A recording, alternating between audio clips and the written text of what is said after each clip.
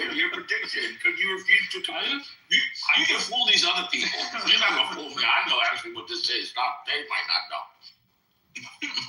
Everybody, what's happening is this neoliberal is refusing to commit to actually change the sliders. He actually does have a theory on what turnout's going to be. He has his own model of the electorate, but he refused to do it in case he's wrong, so he doesn't get mocked like Dark Aaron. That's the problem. I actually don't know because I don't know Texas well enough. I know my lane, right? So you hear the lady yesterday who said she was from Texas? You think she knows about? You don't have to know Texas. Just do it.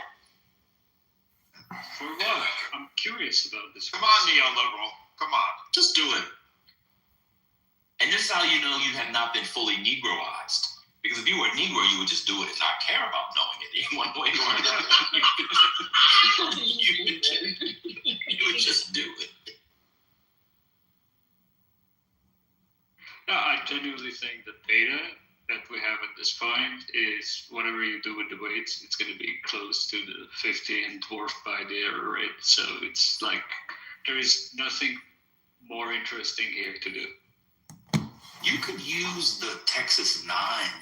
We have pretty good data on that Texas 9 race. You know, model what you think the turnout will be. I think the Hispanic turnout. So normally, how much is black on the Democratic primary? 30% in Texas? Anybody know offhand? How much is it? Do you know? Anybody know?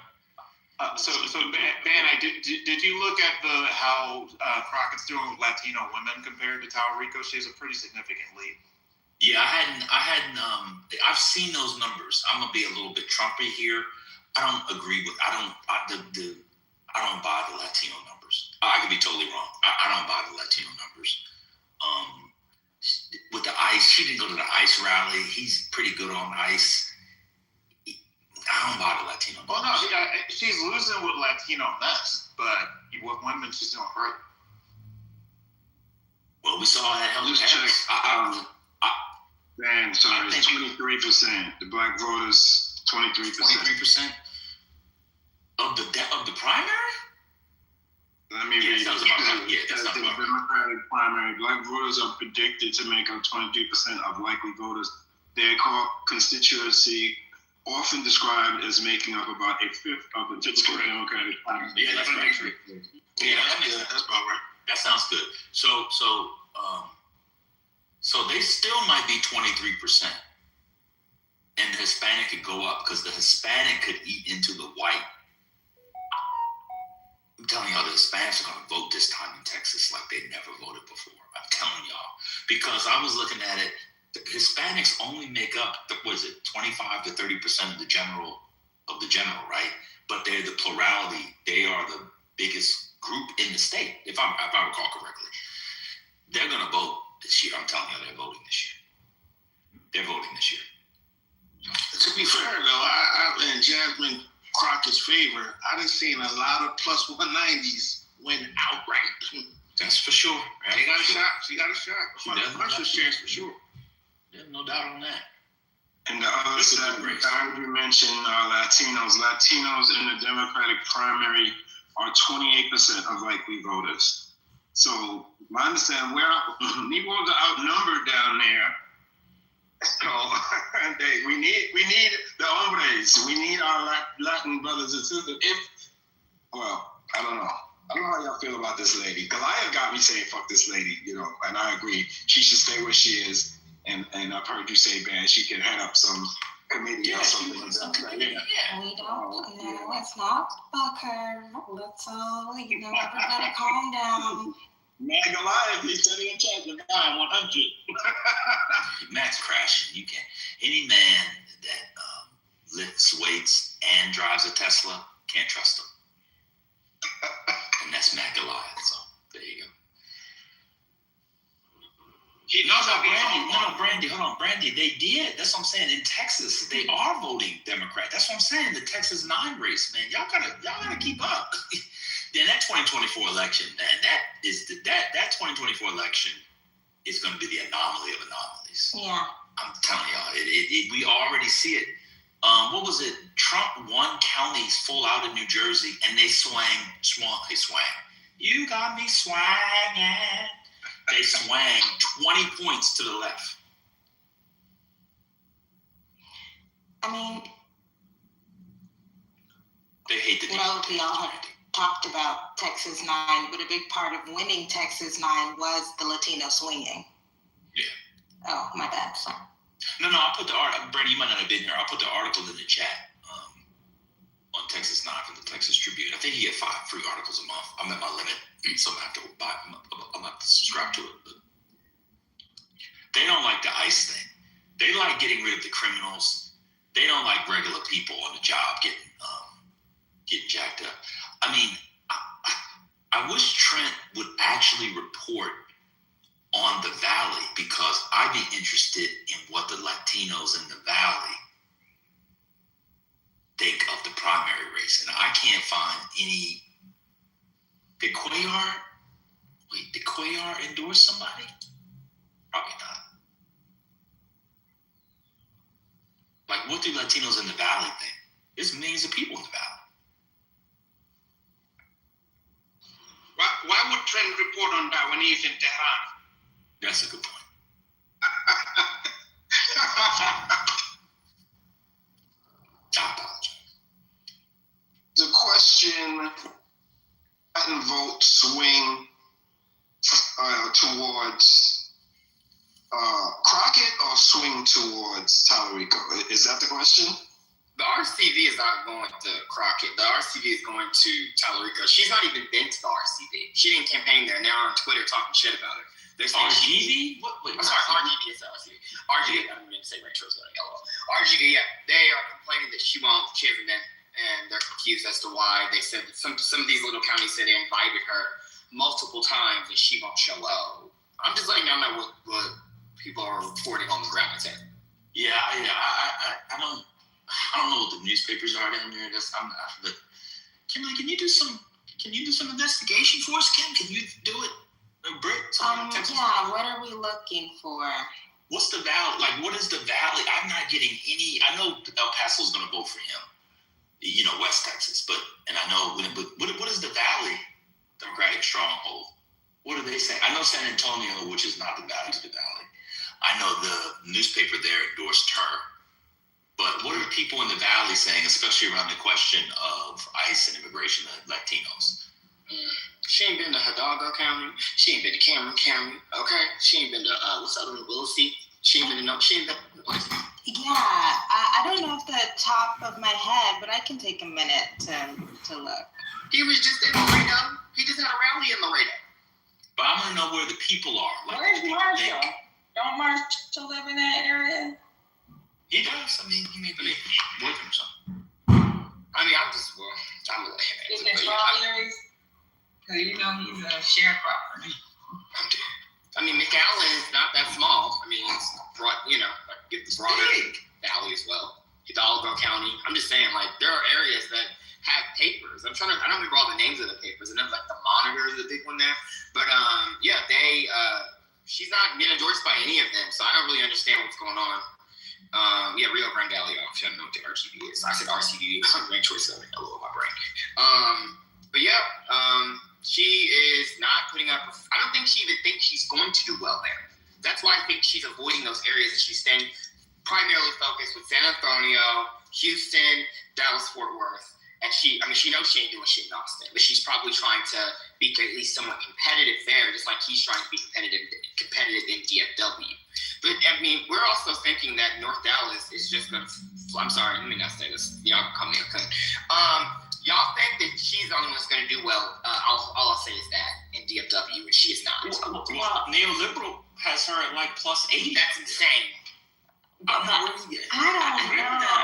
The other thing that you were saying, Matt, about, and you could be explicit by saying North Dallas, because I think that, like, there is a difference between Dallas County, like the city of Dallas, Dallas County, and then what's outside of Dallas County that is north of Dallas, that some people will call North Dallas, but to me is not technically North Dallas, because North Dallas is still in Dallas County, but that's a different conversation. Yeah.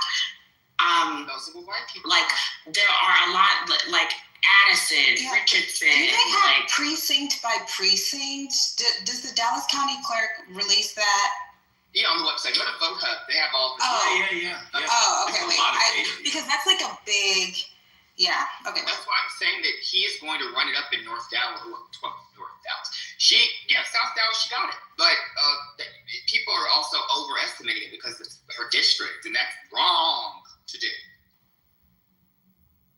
because I think I slightly touched on this earlier, but like with Tarrant County, with the Texas Senate 9 seat, the state Senate seat that we were talking about, where Ramette ran up those numbers, that part of Tarrant County, that part of Fort Worth, that black people don't live there. If Tallarico runs through that part where Crockett runs through the southeastern and western part of Fort Worth or Tarrant County where more black people live, I don't know. DFW is not as it's. I'm more on the it's likely, but I'm not for sure she's carrying it heavy. I mean, Jefferson is in the conversation. That's where Royce West. No, his strongest county was Borden. So Jefferson was his next strongest. I'm looking at data from the 2022, 2020 race, the runoff. Sorry, I'm gonna give all looks. This just lets me know that, like, if somebody was enterprising and wanted to make money being like a Politico, when they deep dived on this every day, people would definitely be into it. Like, who's the go-to? There's a black lady on YouTube who I listen to named Dorothy Burton. Do you guys know her? No, I've never heard of it. She does Texas politics. She has a small platform. How many people on her? It's a very small platform. But like, she goes through stuff and it's like local stuff. And I don't know, man. Like, someone on this reporting from different areas of the state, going to rallies. This is an exciting race, man. Oh, I think actually Kaufman is a likelier competitor to Jefferson than Dallas because it's the fastest left trending county in the state. Yeah, and that's because it has the fastest growing black population. I just looked that up. So let me get back. You said Kaufman County? Kaufman, yeah, it's actually a better. I feel like Dallas. I feel like that's where Forney is, and I only say that because Kim mentioned that the other day when somebody was asking where to move to. LOL. It's just fun doing this, though. I mean, looking up all these, all the precinct data, looking at. Do you guys think that, especially if Tallarico wins, we're going to get stories of the hidden black Tallarico voter who the polls didn't account for? Wait, say that one more time? If Tallarico wins, especially, like, we're going to get stories during the general election of the hidden black Tallarico vote. I hope Because so. if he wins, there's going to be if he wins, there is going to be that story needs to be written, because it most likely means, she only won 70-30. Like I've done my part. neoliberal. Yes, neoliberal has him at, has it at like 90-10. 90-10 is crazy. I don't know what your model Can you stop? 90-10. My model is exactly where vote hubs, about the crash. Vote hubs, who leads? I just put in the link. It's exactly the same. Where do you get 90-10? I just want you to crash. Yeah, I don't understand. I'm sorry. My model it's 7%. has 53 Crockett, 46 Tallarico. I have him at 50.8, and her at like 49, like mine. I mean, I can find mine. I have it on my computer. Sure, I don't necessarily disagree. Like, given the undecided, if I was doing a forecast, I might have. I'm not doing the forecast, right? This is just a. Why? Oh God, I'm just not. Can you Do stop it, Aaron. me? Okay, if you look at the vote hubs averages, right, they're weighting based on the quality of the poll, which I don't do. but they are Crockett 42, Talrico 38. So now I have 50.4 with him, and then 49.6 her. And I also have, I have polling averaged in. She leads by 1.3% overall fundraising, and he was Googled more in general and most recently. He has more endorsements, and then of course his experience in winning quote-unquote elections. I have her, but anyway, I'm going you. He was on Morning Joe this morning, so this is gonna sound a little pseudo. I'm apologize. He was on this. This is gonna sound pseudo.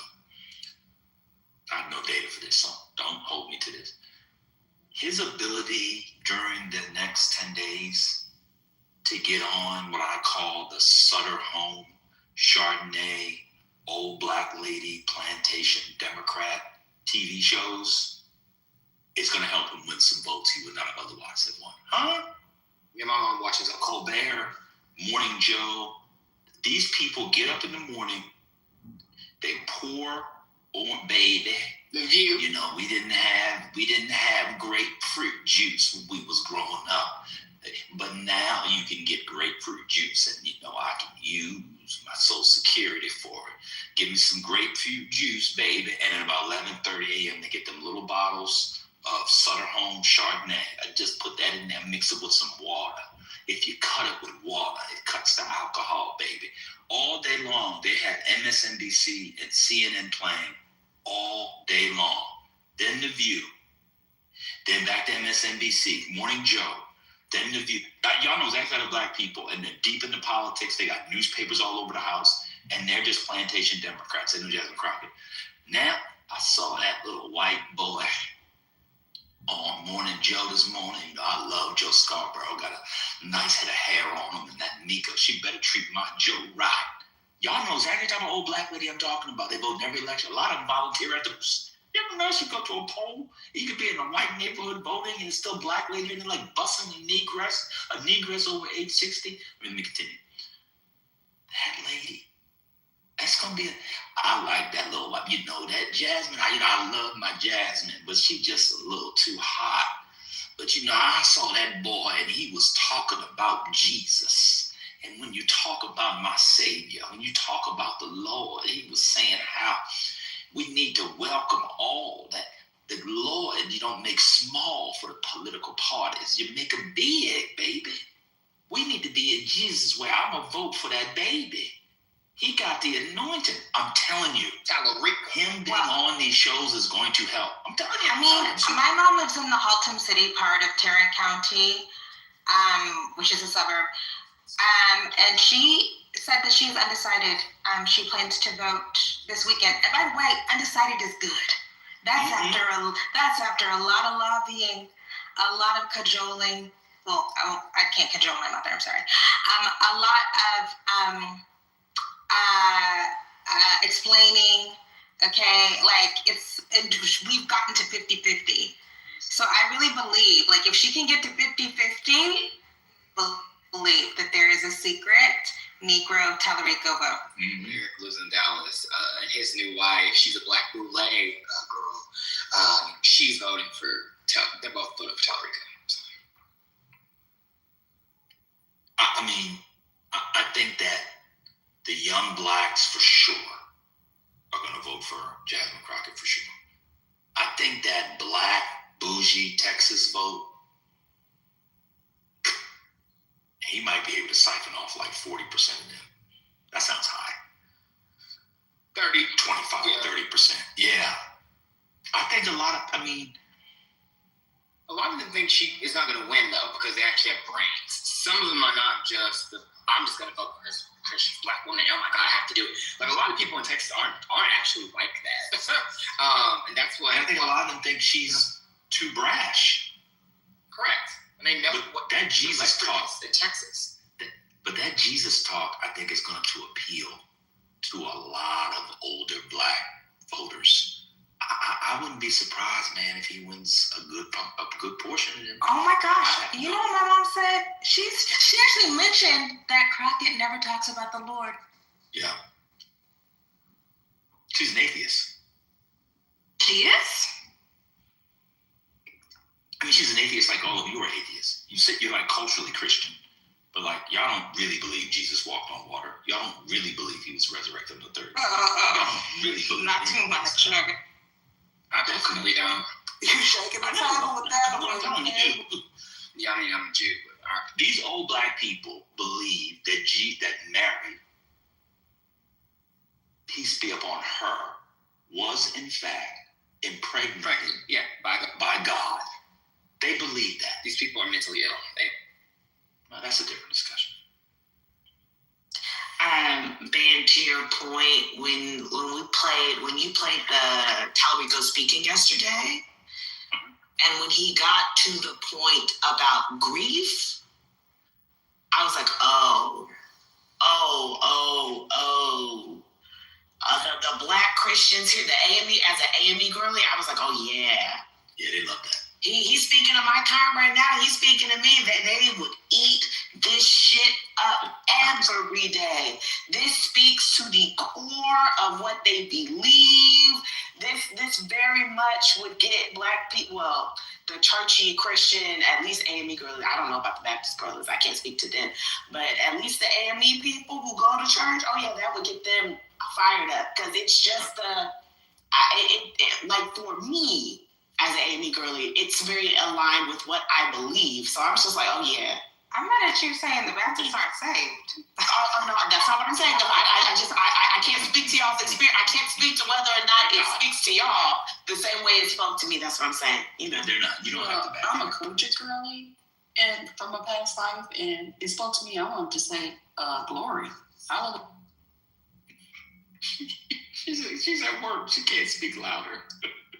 She said, and I'm going to say glory. She said in her work voice. It was like, give me the chicken Caesar wrap. Glory. Y'all, I have a question for y'all because I don't know. Has Talarico done the black church Yes, board thing, or he refused to do that? he did it already. He did it before she even jumped in the campaign. Oh, he is doing it. Yep. Oh boy. I praised him for it. Like, what was that? November when he did it, and I was like, look at him. He been with the past. He been with the black. What did let me see what Freddie Haynes said about the Senate race. Texas Senate.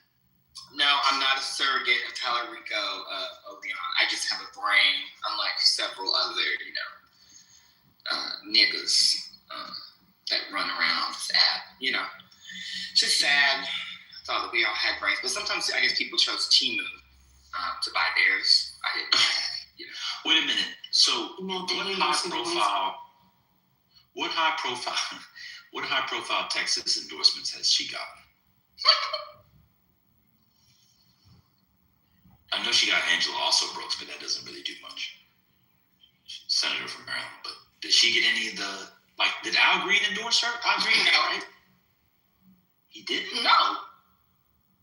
No one. That's curious. Doesn't have any U.S. congressional endorsements. See, that's curious to me. None of her colleagues in the Democratic caucus endorsed her. Oh, I didn't see that. I didn't see anyone in the. I didn't see that. I didn't see anyone in U.S. Congress endorse her. Has someone? Did I miss? I don't know. I'm googling it now. I don't see. I just know the Emily List endorses her because they endorse anyone that has a vagina. So. Pastor Hayes, if I'm not mistaken, has been Jasmine's spiritual advisor for a couple of years now. Who? Pastor Hayes. Yeah, she allegedly got the friendship. That girl has not Allegedly. in years. Wait a minute. So why didn't he endorse her for Senate?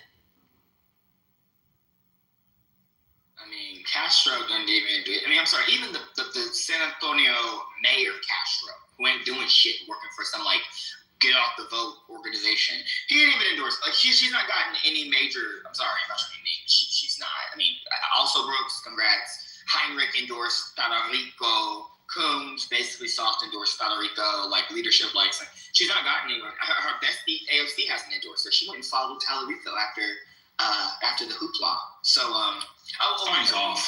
Colin Allred, he endorsed. I'm looking at her. I'm trying to find her endorsements now. Okay, see every start. No, Something's off. There's a labor union out here that has endorsed her as well. I forget the name of it, but I know she has a couple of unions behind her. Is it the Black Workers of America in Texas chapter? Is it? I think so. I believe so. That, and then there's a super PAC, the Emily PAC, that's endorsing her as well. Something's off. I don't see. Look here. None of her colleagues in the House have endorsed her. Something is off. Something's off. Kim, she went and visited that little boy that they was holding up at the detention facility with Castro, Joaquin Castro. She posted a picture of the two of them talking to the little boy. When Castro posted it, he didn't even post her in the photo. It was just him. He intentionally distanced himself from looking like he was endorsing her or doing work with her, with that little boy who got detained. I'm not trying to be mean, but baby, they don't want nothing to do with you. They don't. And that's a fact, because remember the interview he did? He said Jasmine and I. Correct. That was very But the problem is not even like I'm worried. Like, say she wins the nomination, like even then, like something. This is weird. All of this plus the Texas Black Democrat Coalition, it's just a lot. Something's wrong. Yeah, well, I told y'all yesterday. Y'all got to get it together. Y'all need to start having conventions and don't just have the Honorable Judge Al Green do his thing. Y'all got to start putting some. Y'all got to get it. Y'all are out of order. Now I blame feminism, but y'all can blame whatever you want to blame. But y'all are out of order. The problem with the world, politically, socially, is people are out of order. Feminism is to blame for a lot of it, but y'all got to get in order, Kimberly. It's terrible. I think that's why the Black family is not strong. Mm-hmm.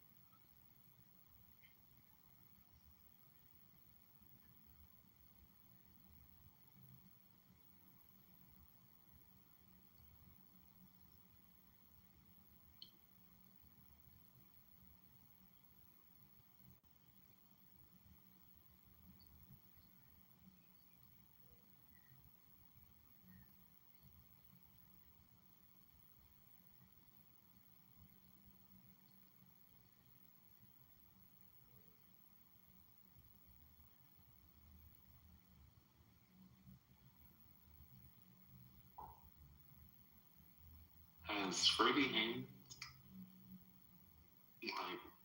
done any public events? Has Freddie Haynes done any public event? Or said anything? I don't know. He was on the news. I haven't looked. Okay. Oh yeah. Oh, in the district? Yeah. Oh, for sure. Yeah, I've seen stuff online. Okay. I haven't looked, so I did. I mean, he's always kind of public, like when he goes to the store, if you know what I mean. Yeah, he's done some stuff. Yeah. Okay. Yeah, for sure. I can't wait till he's in Congress. I wish he had been in there years ago, but yeah, I'm actually he was saving souls, so whatever. And tearing down Black cultural institutions. But I'm still hurt about that. But yeah, I look forward to him. What? No, I'm saying especially after Reverend Jackson died. It kind of made me kind of more sad that he didn't stay at Rainbow Bush, actually. It's I mean, I can imagine it was a mess. I know they're doing a lot of. I was wondering if they were going to do a lot of events, but my fake wife, who is really a man, sent me a list of the different events that they're going to have, in honor of Jackson, and it looks like a lot of them are going to be at Rainbow Push. So, y'all can go over there? Yeah. I wish I could go. Did you see the public? It was like the press conference from the children. Was it yesterday? I did. No. Yeah. I think almost all of them were there except Jackie. It did. There were many moments that were very powerful, I thought. I bet. Yeah, they were good. Yeah, it's really good. It was really something. And I thought the questions were good too. I don't know where they found these reporters from. I thought the whole event was really something. It was really, really moving. Yeah, it was great. It was really great. It's worth, they start on the 25th. So they'll have a public visitation on Wednesday at Rainbow Push, and then... Wait, with the body? I'm assuming. Oh, wow. Yeah. It doesn't say what time, so I'm going to have to look at the time.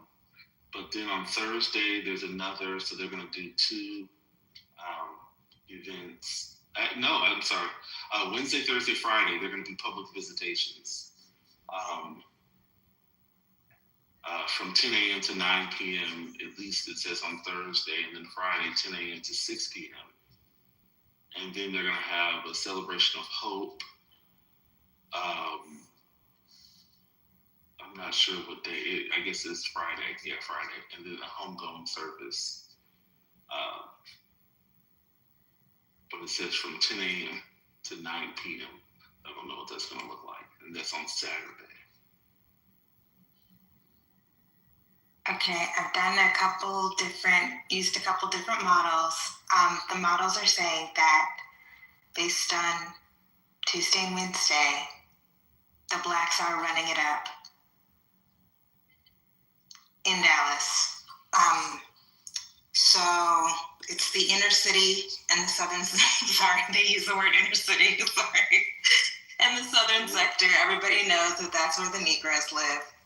What are the numbers? What do the raw numbers look like? Oh, okay. So we have, well, they break it down by precinct, but just for example, Disciple Central, which is in DeSoto, 807 Democrat, 33 are for Wednesday.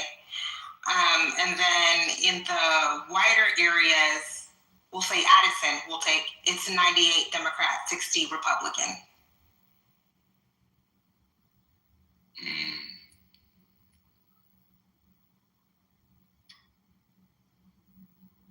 So the analysis from both ChatGPT 5.2 Pro and Gemini 3 Pro is that the inner city southern sector and the older inner ring suburbs, which is also where there are more Negroes, they are outpacing turnout than in the northern suburbs and the exurbs, which are more racially diverse, shall we say. More affluent. The good news about this is this augurs well either way. Augurs, you wouldn't say that. Bodes well either way for the general. So that's good. That's good. That's really good. Don't you guys think? Yes. Don't you think these people? I love Black people being empowered to exercise the franchise. I support.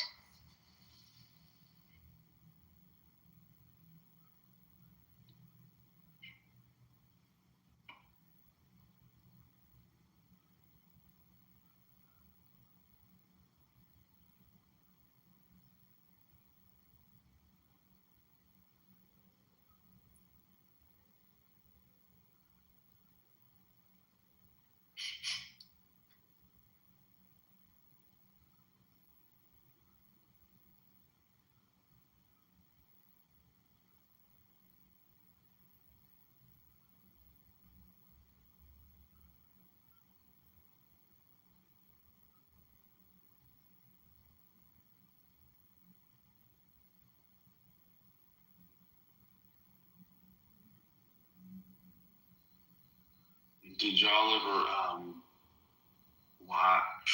I did, but did y'all watch the interview that Tallarico did before he was, I guess, what it was banned by the FCC or something? Did y'all watch that, or is that out? Yeah, we streamed it on here yesterday. Oh,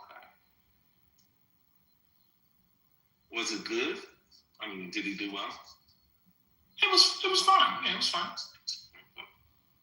Oh, you know what? We got distracted, and then this turned into, mongrel fighting.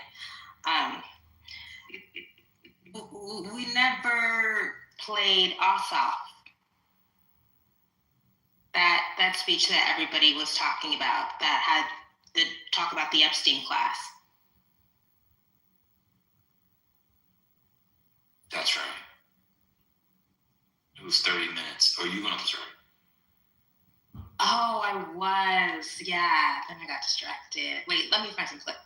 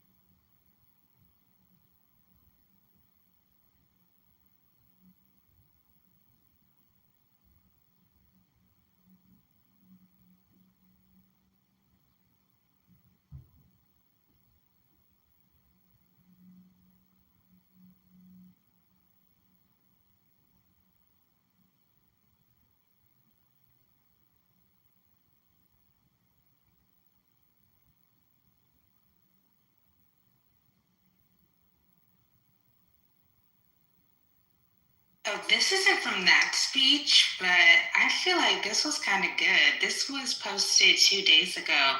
John Ossoff made a speech at Big Bethel AME Church. Let's hear it. Oh, it says, whoever digs a pit.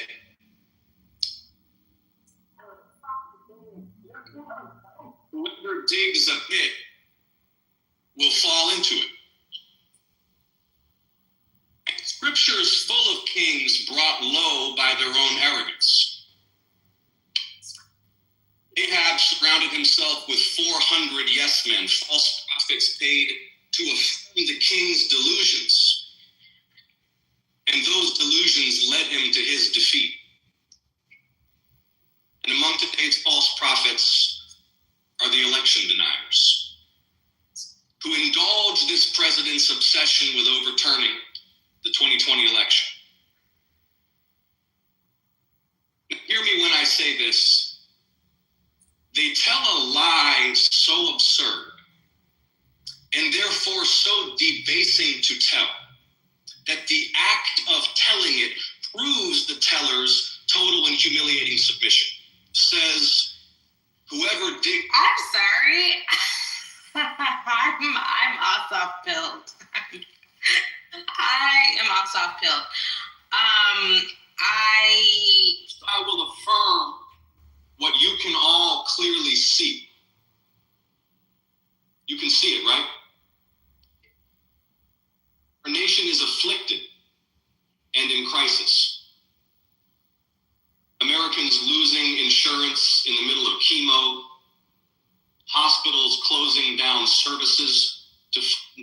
cuts for the very wealthiest people. Masked federal agents profiling, brutalizing, and killing American citizens. And maybe amidst all the cruelty and the chaos, you start to feel a little doubt, and you start to wonder whether our republic can survive it. A government transformed into a tool of one man's vengeance and enrichment. A spiritually broken president who digs the moral pit deeper and deeper. But Pastor, Proverbs says, whoever digs a pit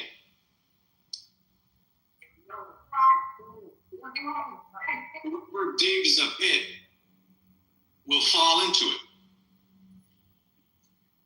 And Scripture is full of kings brought low by their own arrogance. Ahab surrounded himself with 400 yes men, false prophets paid to affirm the king's delusions. And those delusions led him to his defeat. And among today's false prophets are the election deniers, who indulge this president's obsession with overturning the 2020 election. Now, hear me when I say this. They tell a lie so absurd and therefore so debasing to tell that the act of telling it proves the teller's total and humiliating submission. Okay, I know that I'd already played that last part, but I am on the off train. I'm sorry. I just think it's good. Very, he has a presence. Probably photographs better than, probably more photogenic than he, is in the video, but that's okay. That's fine. Takes a good picture. I'm awesome.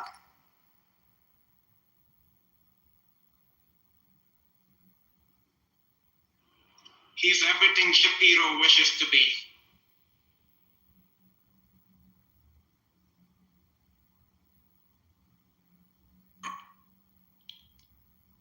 Oh, y'all want to hear the whole thing? Okay, wait, let me find.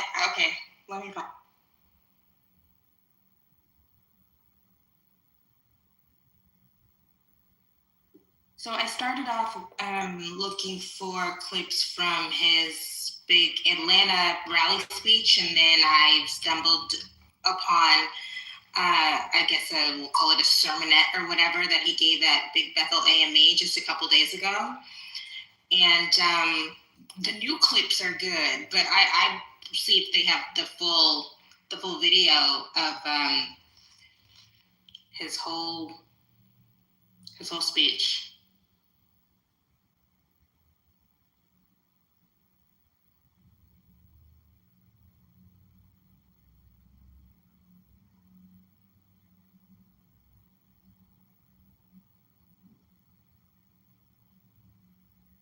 Oh, it's only 9 minutes. I'm about to play it.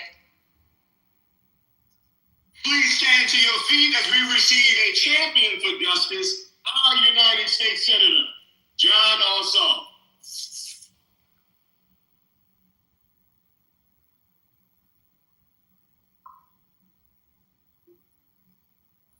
Good morning. Good morning. It is such an honor to be back at Big Bethel on this hallowed ground. Thank you, Pastor Jay, for that kind introduction. Where did the First Lady go? Thank you, First Lady Michelle. And good morning, Big Bethel. It's an honor to be back. I am grateful this morning for life. Breakfast that we shared this morning. I'm grateful for the roof over our heads. And I'm grateful to be here with all of you and for the honor of representing you as your United States Senator. First, please, would every veteran, every military service member, every military spouse and dependent please rise to be honored by all of us in gratitude for your service. Thank you.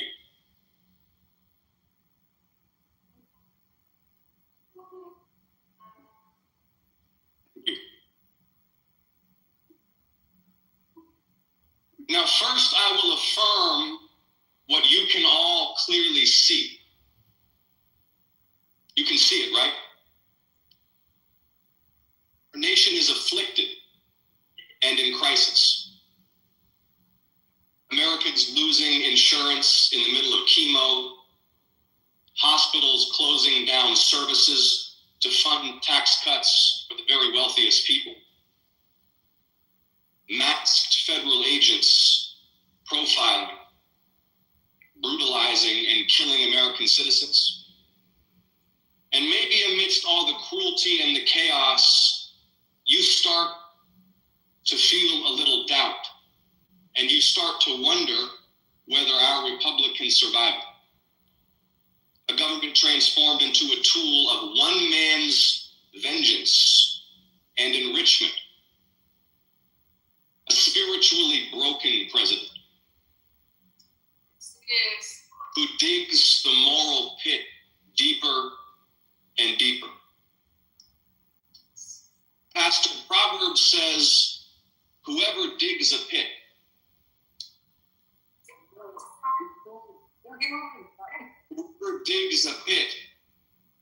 will fall into it. And scripture is full of kings brought low by their own arrogance. Ahab surrounded himself with 400 yes men, false prophets paid to affirm the king's delusions. And those delusions led him to his defeaters, who indulged this president's obsession with overturning the 2020 election. Now, hear me when I say this. They tell a lie so absurd and therefore so debasing to tell that the act of telling it proves the teller's total and humiliating submission. Just consider that the sitting Attorney General of the United States and the Director of the FBI refused to accept Trump's defeat in the 2020 election, an election he lost by 74 electoral college votes and 7 million popular votes, the widest margin of defeat since John McCain in 2008. Just think about that. And since now they're wielding the power of state to rewrite history, we have to remind everyone that Trump didn't just lose Georgia.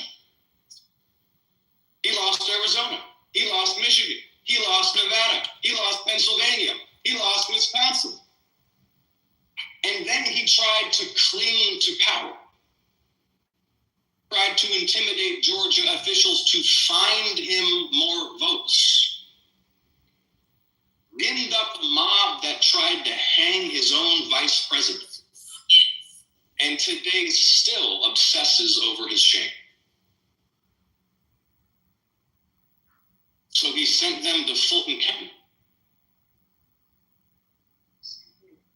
Seize your ballots on a pack of lies. Now, why Fulton?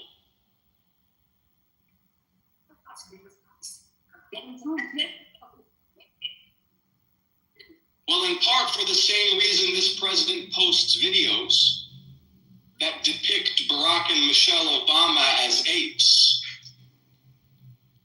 See, the power of black voters and the fact that the power of black voters ejected him from office may outrage him more than the defeat itself. That's right. That's right. That's right.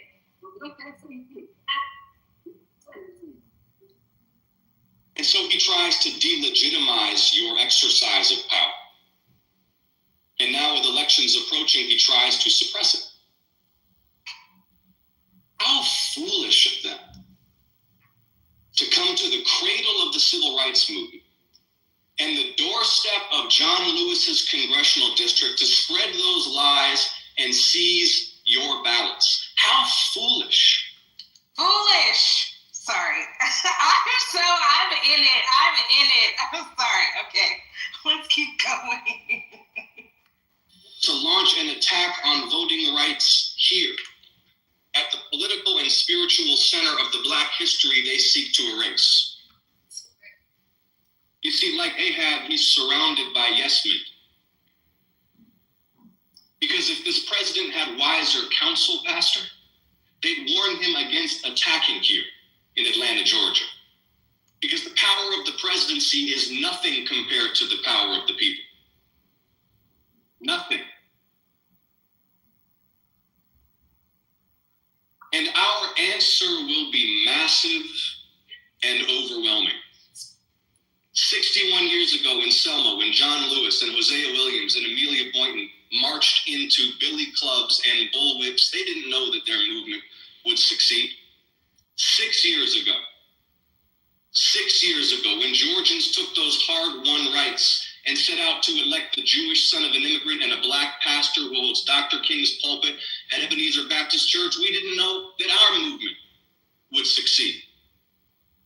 But in 2026, if this man in the White House thinks that after all that, he's going to come down here and silence the people of the great state of Georgia, he will be dealt his most resounding defeat yet. But Big Bethel, it will take a movement. Big Bethel, are you ready to move? Are you ready to move? Thank you all so much for having me. Thank you, Pastor, for the invitation. Thank you.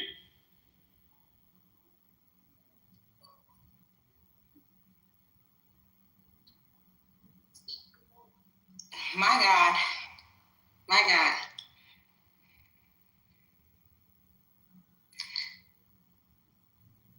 I think In Vogue, alongside Salt and Pepper, once said, what a man, what a man, what a man. What a mighty good man. Oh my God. Glory. You know what? If I could go back.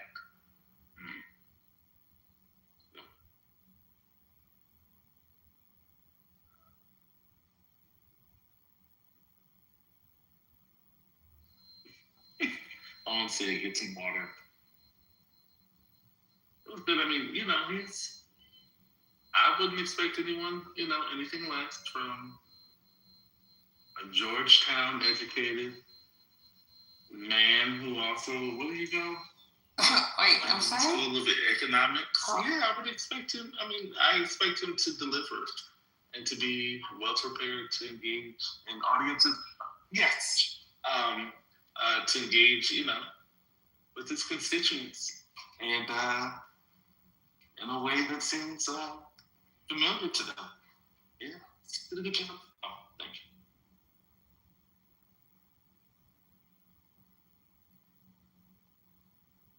So shout out to Georgetown. Yeah, I just thought it was good. I think people try to downplay the importance of an ability to say the words, say them convincingly, say them in a compelling manner. I don't, because I'm a realist. I just think he's good. He looks good. He talks good, as the old folks say. I'm Ossoff build.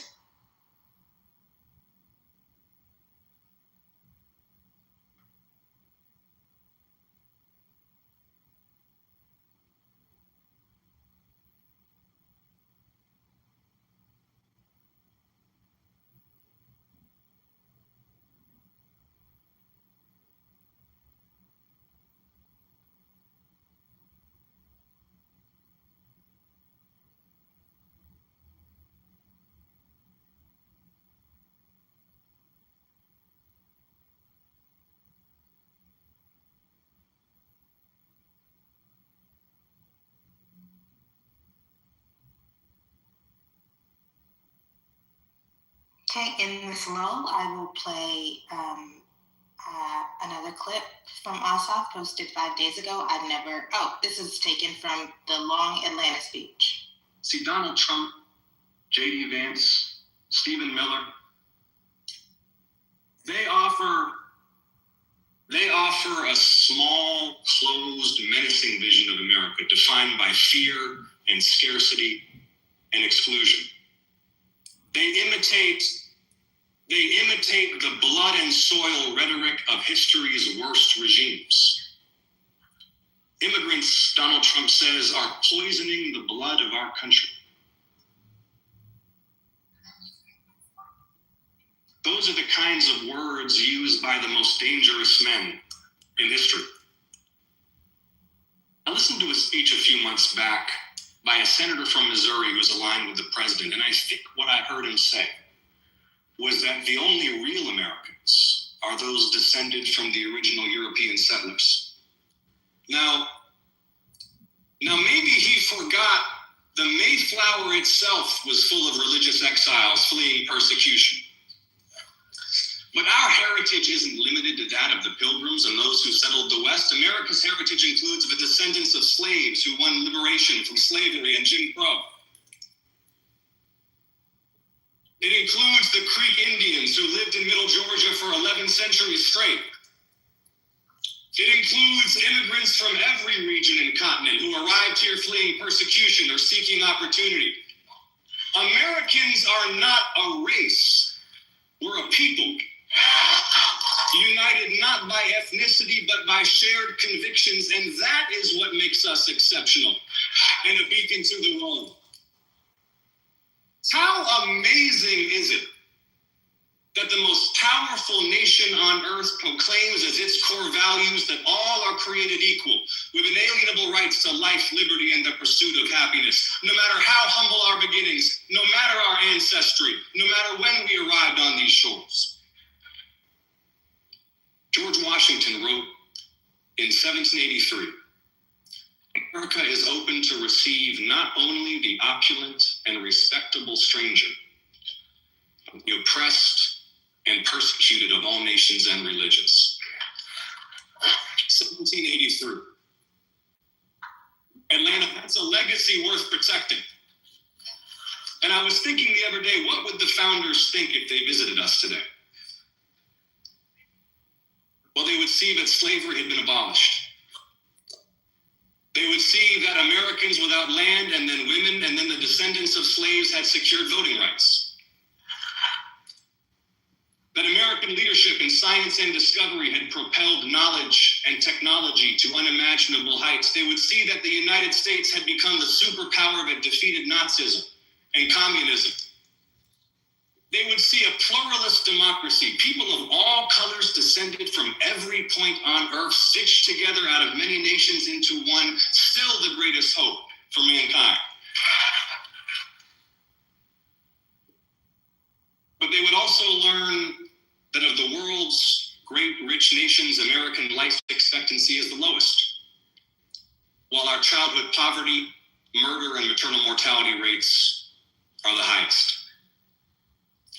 They would see a nation that at the height of its wealth and power fell into the very traps they most feared, the dominance of special interests, bitter division between warring political parties, and a faithless president exploiting that rot to pursue the absolute power they overthrew. But they gave us the tools to fix this. They put the power in our hands. It's up to us, Atlanta. It's up to us. This is a turning point for the United States. History is calling the question, what kind of a people are we?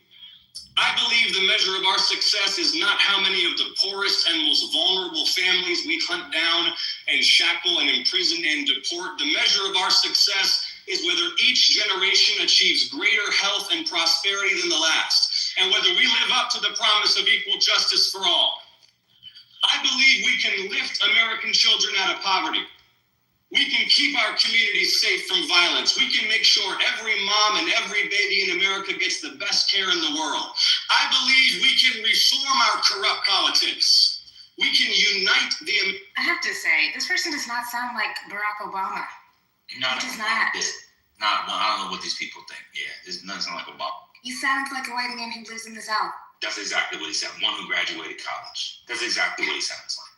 American people to solve big problems and achieve great things again. I believe we will escape this moral tailspin and recommit ourselves to the values that have powered 250 years of progress. But none of this is possible without victory this November. Wow. Please stand here as we receive it. Kim, who says he sounds like Barack Obama? Please, we receive a champion for justice, a United States Senator. I had to open it again because I want to send it to my mom. Sorry. That's why I was playing again. Somebody in the chat said that. No, he doesn't.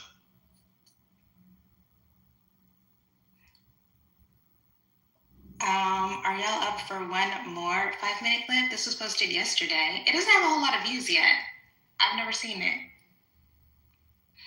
It says, Asaf, the power of the presidency is nothing compared to the power of the people. Okay, I'm going to take that as a yes. And maybe amidst all the cruelty and the chaos, you wonder if our republic can survive it. A government transformed into a tool of one man's vengeance and enrichment. A spiritually broken president.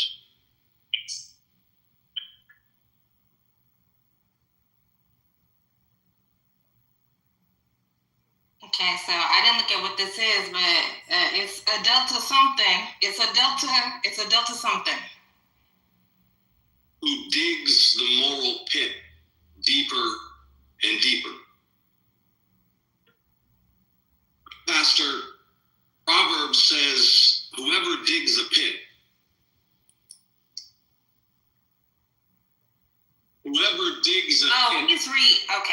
he's rehashing what he did a couple days earlier. I surmise that it's a delta something because they're wearing Delta Sigma Theta paraphernalia. But anyways, I am Asaf pilled. I'm on the Asaf train. I hope he doesn't fuck it up. I hope he can keep his powder dry for the next 18 months. So shout out to him. He's got to win his re-election first. Oh, he's gonna win? Well, I'm just saying, he's got to wet some powder. Pause. Okay, yeah. Oh, yeah.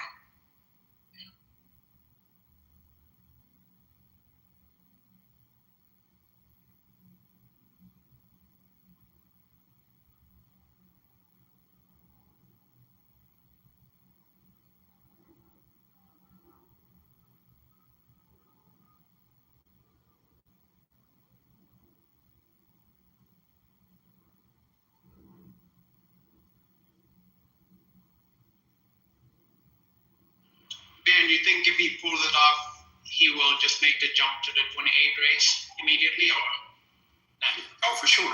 I think it'd be, very, very quickly after. He stands a chance. I can see a scenario where he can galvanize. You can. For sure. He win Georgia. He can win Georgia. That's a selling point. He's young, energetic, thoughtful, no seeming scandals.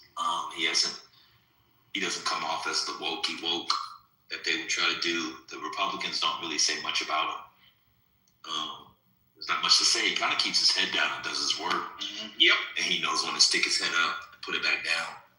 He's very sad. Warnock as well. The two second Democrats in Georgia are very sadly. They know when to put their heads up and put their heads down. To be a Democrat in the South, with the statewide election, yeah, you gotta be able to navigate. That's why I think there might be, folks from the South, Democrats from the South have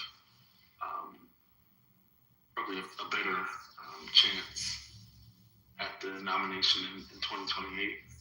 think you just have to be able to navigate those Republican spaces, and whether those arguments. I think this is. Oh, for sure.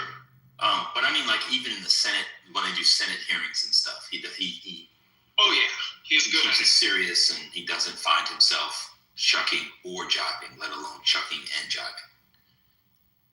They do a very good job with that. It was nice to hear that he didn't throw on a cadence.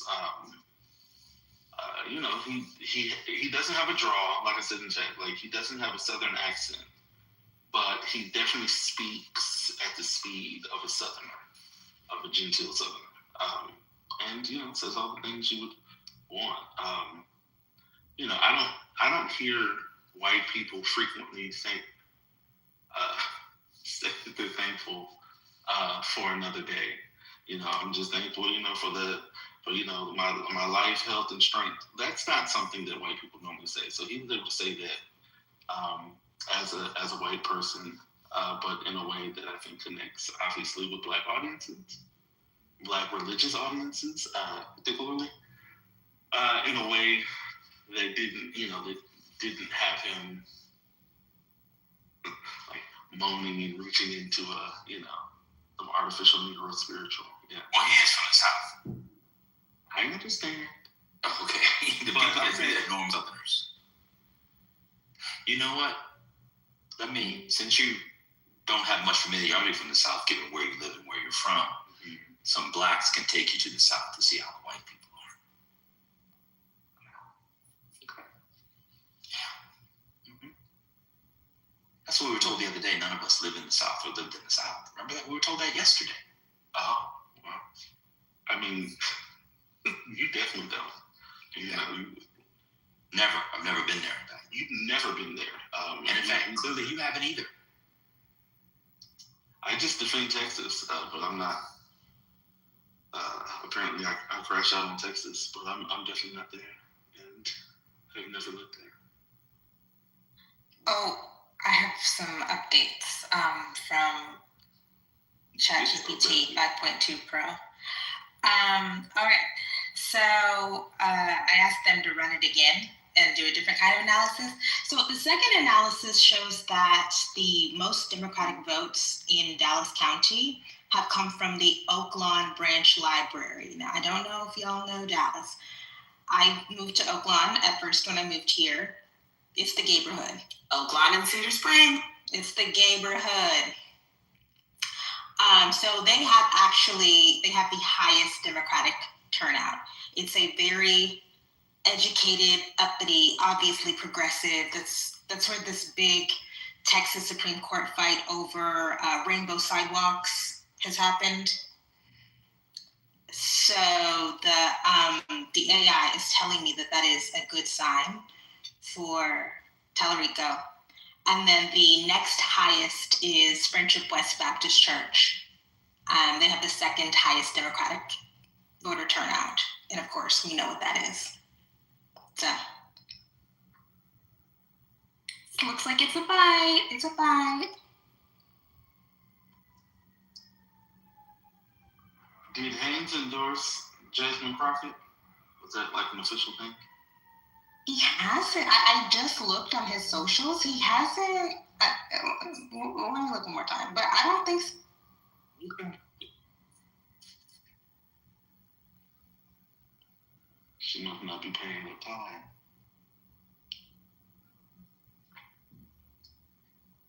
But the only thing about it is, he literally introduced her at her senatorial campaign kickoff, Maybe, I think it's kind of implied. Oh, okay, so he's done something. Yeah. With her. Okay.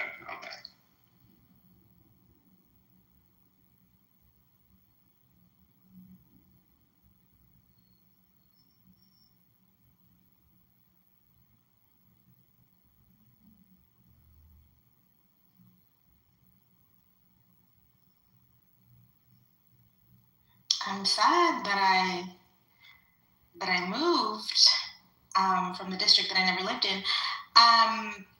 Because I feel like, I mean, he's already very present and visible.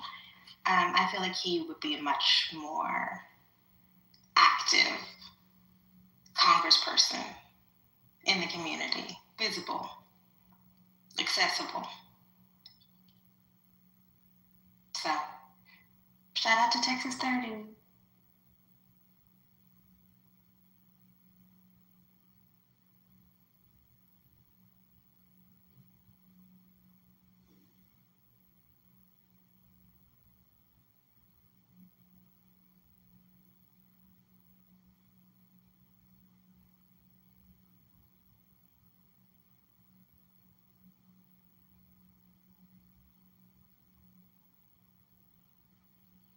Well, you never lived there, and I don't have children and have a list. So, it evens out on that.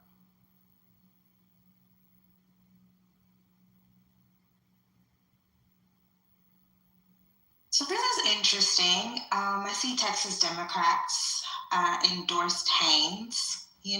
Justice Democrats, I'm sorry. The Justice Democrats have endorsed Haynes. You know who they have not endorsed?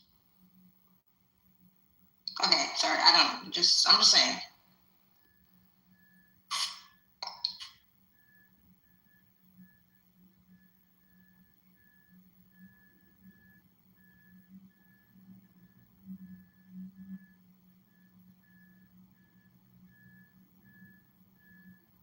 How's everybody doing?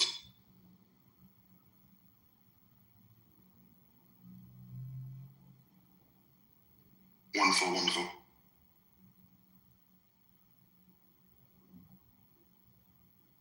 Doing well. Good afternoon. Rude ass people. Oh, I'm sorry. What is your name? I didn't know that was. I'm like, who is this person with the weird name? Hey, what's up? How you doing? No, it's Bois. Let's do it class. Oh, is that me being xenophobic? I apologize. The person that speaks the worst English is in do the class. Bois, Holly. Okay. Bois, Holly. There we go. I'm sorry. Yeah, no, you good. Haitian's been broke. Well, I think we've all been broke on this app at one point in time. Oh yeah, I'm broken. Hey, what's up, man? What's all good?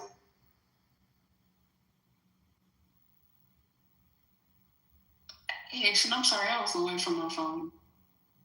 No, you're good. I know everybody doing their thing. I'm saying so. Wait a minute, y'all. Are the Chicago Bears about to end up in Indiana? Are y'all following this? Oh yeah, you didn't know that? Did you? Yeah. This has been going on. There was the last thing I looked, because I can't actively look at it. It's just too much. No, they just announced that the Hammond site is the new main site. They've officially announced it. Oh yeah. I mean that has been where the reporting has been for a while. Well, not Hammond. It was Gary and Hammond. I'm sorry, you guys. Bernard Haynes posted this yesterday, the Texas Coalition of Black Democrats. I'm honored and grateful to have the endorsement of the Texas Coalition of Black Democrats Dallas chapter. They have a whole list of people. Yes. What's going on? Something's off. Something's off. Yes, man. Yes, there's a whole list. It's like 30 people or like 25 people on there.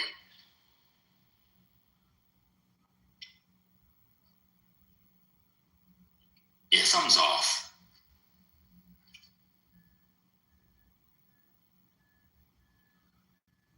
I mean, we're gonna have to. I don't know. What is the cost of them endorsing, especially Crockett, and she doesn't win, and you do need those voters to decide that they're going to vote during the general election, in November. And so I don't know if there's got to be some cost benefit analysis. I mean, either they just don't want to vote, they actually don't want to endorse her, and so they're not going to publicly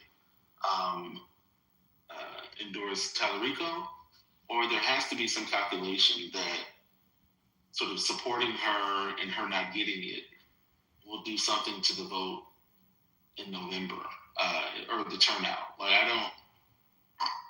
It is. So this is for the Dallas chapter.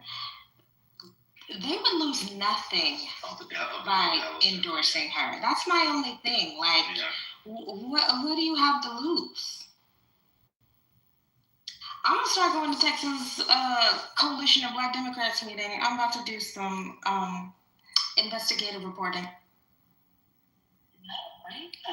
Yeah, I'm gonna be like that man in Minnesota with the Somalians. I'm gonna be in there. Well, are there other? I apologize. I have not been keeping it up with y'all. So if I'm joining the conversation, you can just move on. But are there other Black political? I'm not sure. Yeah, orgs that have, like, is this just a lack of a better word, a term, a blackout? And no one is endorsing at that level in terms of Black political, orgs, or is it sort of hit and miss? Some are and some aren't. I'm gonna. Because that would be interesting.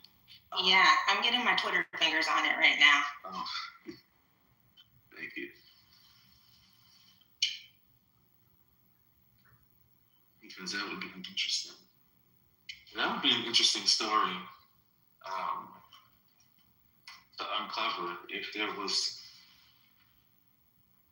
the decision to not endorse.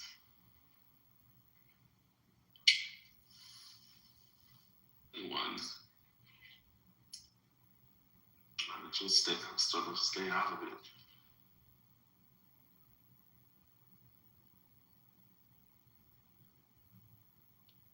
Or I'm wondering, because I'm also like, does an over-representation of Black support for Jasmine Crockett reduce the white or Latino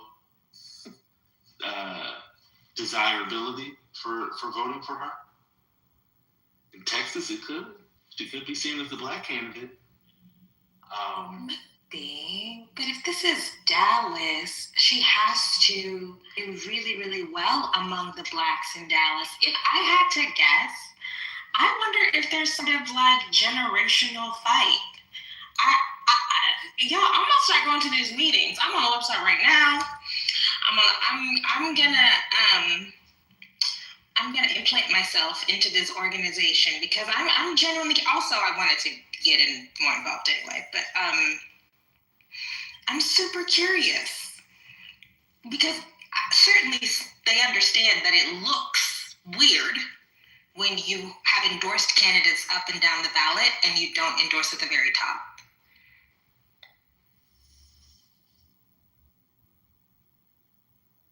This is a recap of yesterday's crash shot.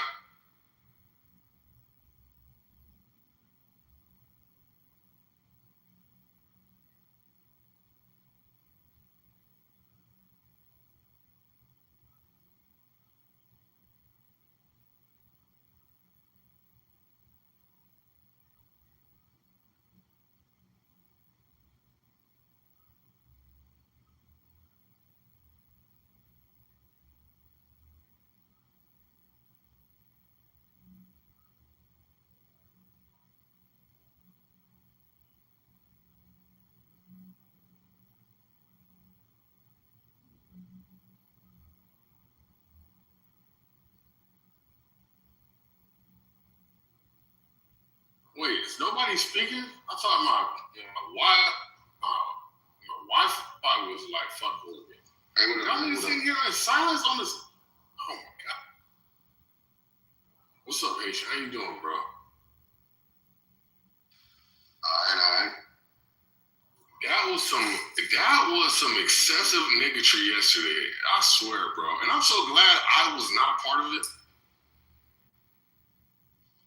I didn't know what happened, bro. You don't know what happened? Did you finish the clips? It was crazy, bro. Did you finish the clips, Kimberly? Why we have to change the conversation? What's up, Gemini? How you doing, Gemini? I'm gonna check one more time, but I think that was all the clips that he's posted. Okay, cool. Yeah, we'll see how it shakes down. I'm really interested in that. All right.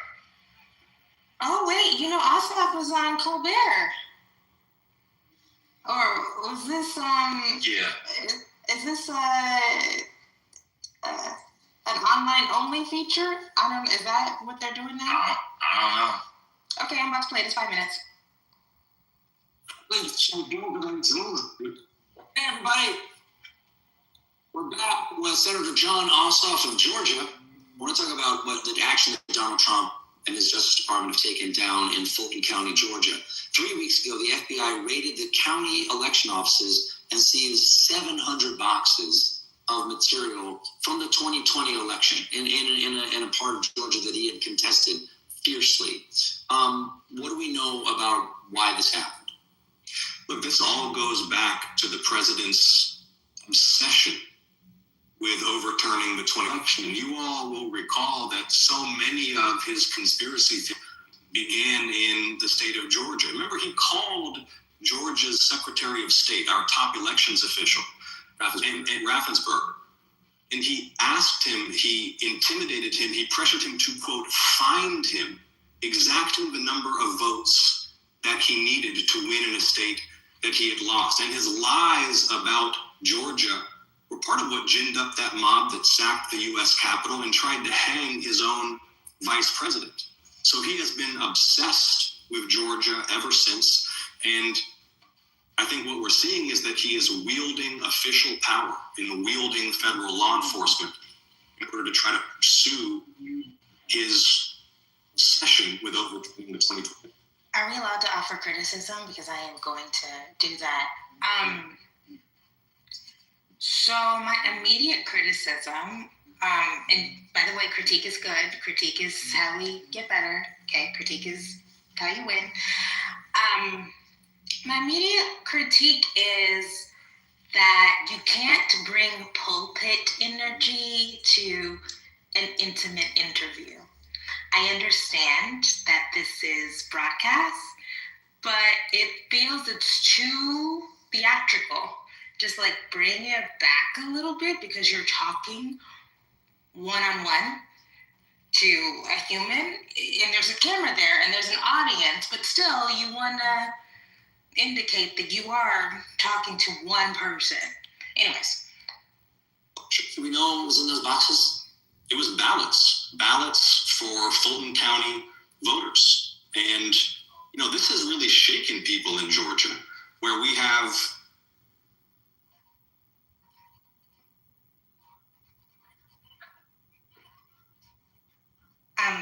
yeah, big sister, as somebody, if you've given interviews, if you've been interviewed, if you've spoken from a pulpit, you understand the difference, right? You present yourself differently in different venues. That's what I'm saying. Such a deep history of attacks on voting rights, so much given, so much lost to secure voting rights. To have a federal raid seizing voters' ballots. And just so people who may have forgotten, how many times were the ballots in Georgia recounted? Over and over again, court case after court case. And then you've got Tulsi Gabbard, the nation's... There she is, Tulsi Gabbard, looking like a spy, which I think she is. She is Director of National Intelligence, and they're not supposed to be doing anything within the borders of the United States. She's spying on the FBI for Donald Trump, apparently. And let me say, if you live in a major democracy, Patient, I can't mute you, man, but you've been humming. You sound like you on the plantation, bro. I can't mute you for some reason. Sound like you can corn pies or making corn pone. Go ahead, Kim. Nation's spy chief is showing up at raids on sensitive election sites. Something has gone wrong. Something has gone wrong. Well,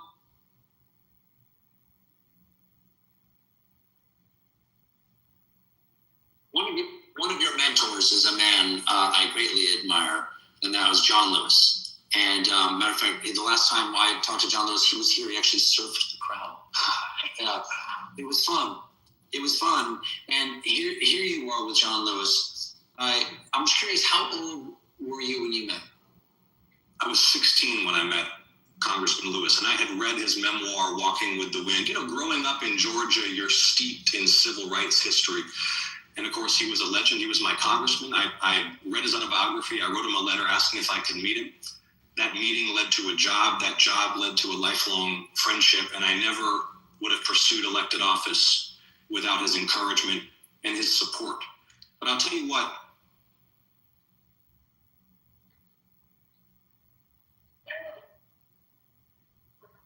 he would have very high expectations of all of us at this moment in our country's history. What do you think he would say to us? I think that you know, and we all know, that there are some folks who are sort of doom scrolling in the fetal position. Every day there's a new outrage, and it's easy, I know, to fear. Right? You see, Lindsay, you see it, right? Like, man, after I get done with this next chapter of my life, maybe I will do this professionally.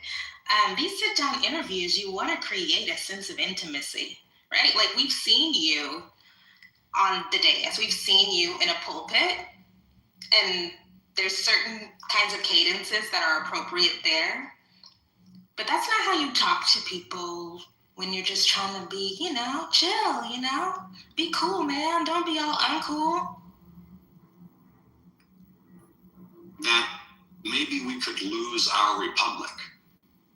And I think that what Congressman Lewis would tell us is that it's up to us. We have the power to right the ship. No one's going to do it for us. Theirs was the most successful nonviolent mass mobilization in American history, arguably in world history, the civil rights movement. They dealt with an awful lot. We can deal with this, but I'm telling you, these midterm elections are the whole ball game. There is a lot riding on what happens in November. Senator, thank you so much for being here. Absolutely. Pleasure to talk to you. Senator. Yeah, I still love him. I still love him. Just need to dial it back just a little bit. Maybe he's probably nervous. But anyways, I'm Ossoff built. All aboard the Ossoff train.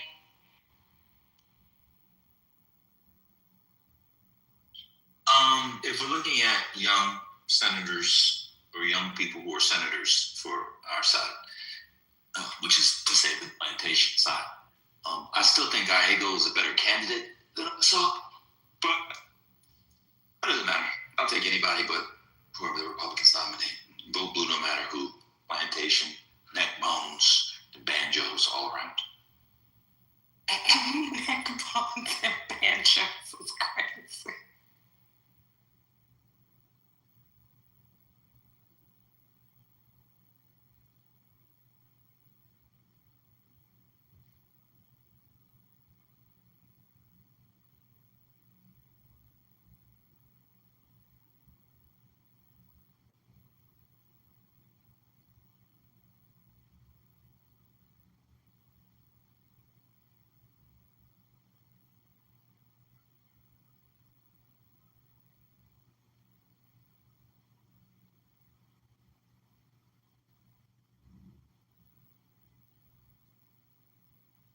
Bashir was there this morning.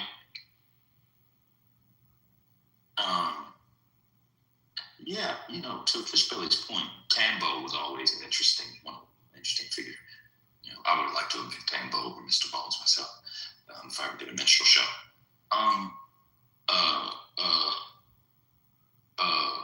Bashir all but admitted he was running for president this morning. I don't know if people saw that. I saw an interview with Pritzker. Somebody asked him, if he lost weight so he could run for president. Did you guys see that? I mean, he's clearly lost weight so he could run for president. And he's lost a lot of weight. Too. A lot. Like, a lot of weight. Like, he might not be president, but he probably added 10 years to his life. That type of weight loss. He's a dark horse, man. I'm telling you, he's a dark horse as well. Now, there's a religion issue, and we'll see how much that plays, especially given the Israel's never been less popular in the American political imagination, at least in our lifetime. So that could be a problem for him. But interesting.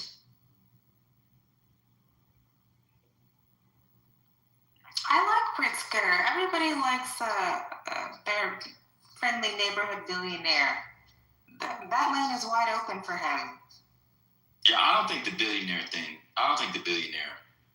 will matter because he's governed like a progressive in Illinois and been reelected overwhelmingly, which is, I don't know, one of maybe the bluest of maybe the second bluest of the big states, the major states. So I don't think the billionaire thing will matter. He doesn't, America just elected a billionaire. No, I'm saying that I think that works for him. Yeah, I know. Somebody in the chat said it was an issue. Oh, I'm just saying. I'm just saying. Yeah, I'm just saying. I don't think it's gonna be an issue. I don't think it's an issue.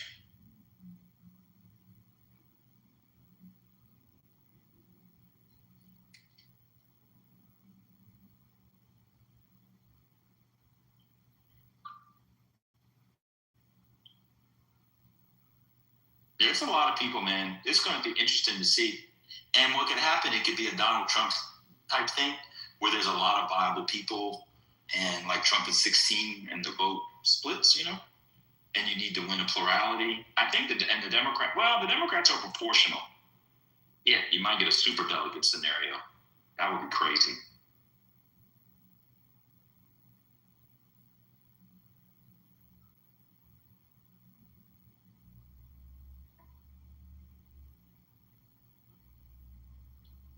But yeah, he's Jewish. Ossoff is Jewish. Finally, Ossoff is not technically Jewish. I don't know if people know the story. But his mama was not Jewish. His daddy was Jewish.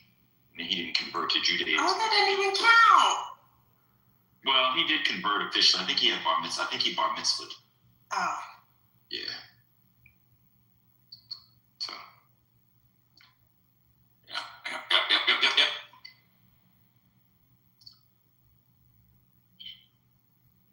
But 28 is so far away. Jamel Bowie did a thing. I don't know if y'all follow Jamel Bowie's shorts. He did a good short where it was like arguing about the 2028 election. At this point, is stupid, which is true. What's the poly market say about the Senate, Kimberly? Have you seen it? I have not. Do they give the Democrats better than the 30% shot? I'll pull it up. Okay. The poly market. Go the poly market. But Omar kept saying, I mocked him. He was right. Poly market is Republican Party 60%, Democratic Party 40%. Wow. Democrats That's good. That's good. $millions for those odds. That's good. That's insane. With this map, I think it's class 2. I don't know if that's it. That's crazy. This is a nasty class 2 map, too. For them to be at 40% is insane. So I guess people think that Susan Collins is really going to lose. Oh, the great Susan Collins finally goes down. My Susan Collins oftentimes transfigures or transmogrifies, rather, into a Diane Rehm. So I apologize. For those of you who remember the great Diane Rehm. But many of you don't. Most of you don't. Yeah, I do. I was going to say, it's giving kind of Katharine Hepburn, like a little. Oh, well, the greatest actress to ever live in the 20th century, so I'll take that. Oh, God.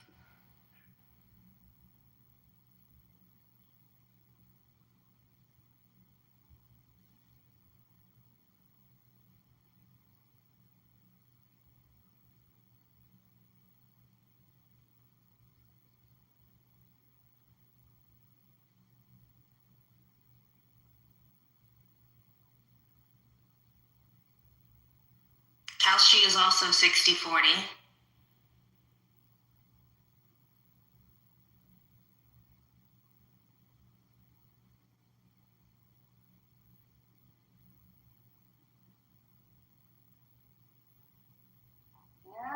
I've been trying to teach you people how to have a more effective speaking, and part of that is to understand the use of language. And to understand it, you need to have better words.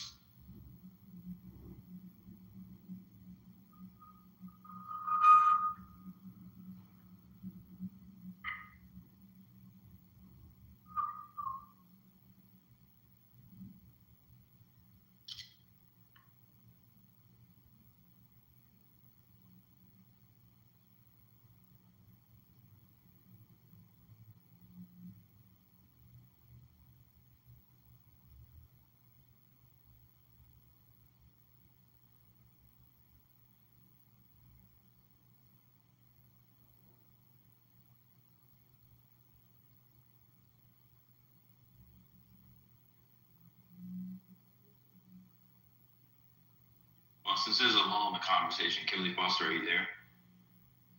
Yes.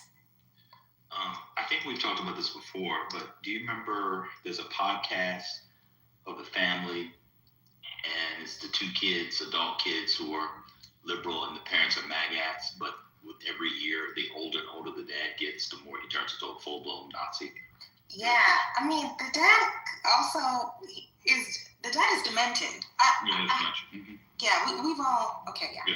Good tonight's conversation. Did you see Dean Withers was on it? Not Dean Withers. The other boy. What's the other boy's name?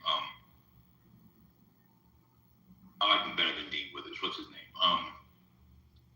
What's his name?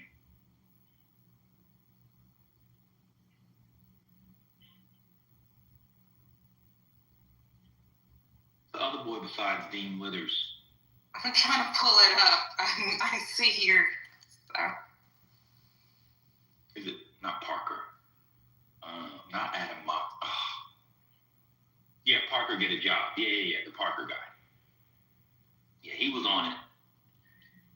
The dad was saying, the problem with y'all liberals are dumb, and some of you are fucking stupid. And I know more than you. I'm 70 years old. He said, well, let's see. How many people are there in Congress? 425. And the guy said, that's close enough, 435. He said, how many continents are there? The dad goes, I don't know.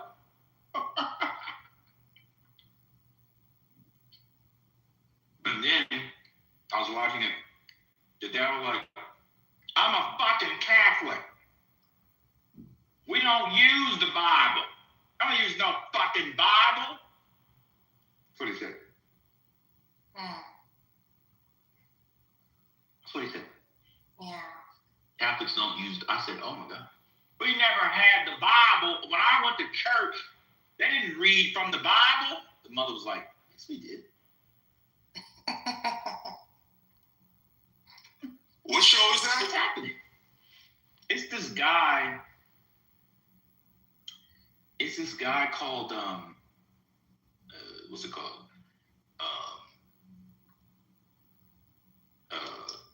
It's called The Necessary Conversation. The Necessary Conversation, and they had Parker on. But it's the original show with the two kids. They're very liberal, and their parents are just huge magats who, over time, the dad's got dementia or getting dementia. They just turn into horrible racists. I mean, it's been really bad. But, the mom, I think because the dad is drifting off to wherever he's drifting off to, the mom does seem more open in the conversations. Where does this come on now? It's on YouTube. Oh, okay, it's on YouTube channel. I'm in the chat. Hold on. His point wasn't that the people flout the rules of the Bible. His point was the Catholics don't use the Bible, that they don't read verses from the Bible. I can remember how they churches go 100% against the Bible, so he ain't lying. Okay, you have to watch the video. The point is that the guys, whatever. Bro. Yeah, and period. That's not even fucking accurate because you do. I would have got to school. Also, remember how to fucking read the rosary. Of course they quote Jesus out of the Bible. I mean, of course. That was the point. It wasn't like all that. He wasn't making the claim they don't 100% hold up the Bible. Like, No. Yeah, the dad does have dementia. People, when they get on, they get mean. Something clicks off in your brain where the mean thing clicks in oftentimes. That happened to my grandpa. Okay. There was not too long ago on there, I actually, for the first time ever, the dad was talking about, he was abandoned by his parents. I don't know if y'all saw that one. Yeah.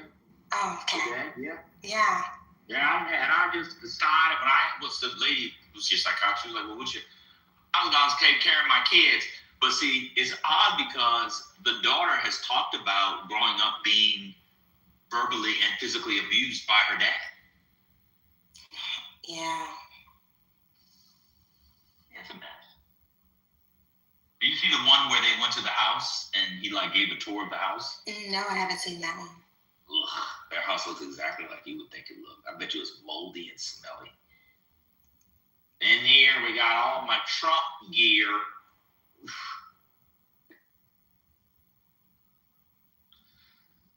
Oh, God.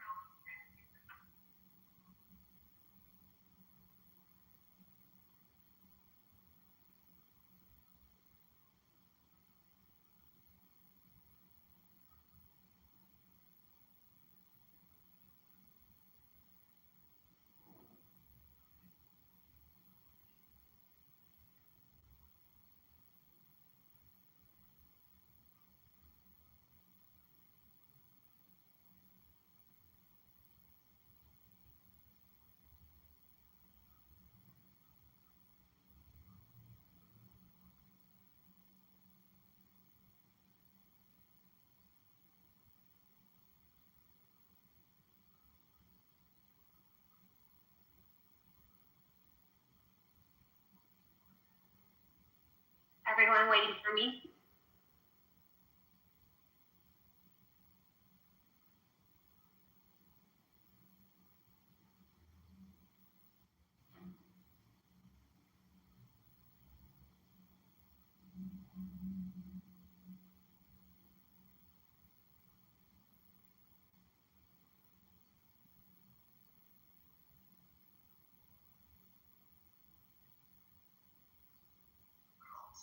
Anybody watching the Black and Jewish documentary? You watching the Kimberly Foster?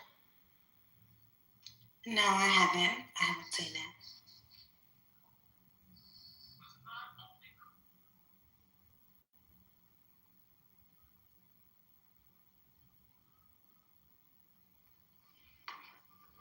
Hey everyone. I haven't seen it yet. How many episodes are there? On the third one. Oh, okay. You know what? That's on my list. I still have to watch that Tyra Banks documentary. And there's a new Roberto Clemente documentary on Prime. I'm interested in watching that.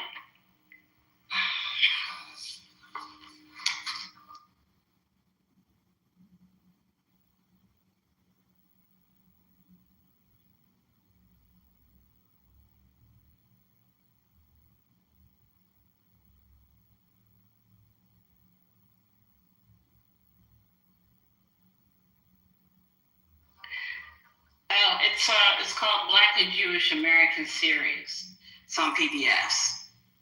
Yeah. But you probably didn't go onto the website and watch the first 2 episodes. Yeah, they're on YouTube. I just looked at it.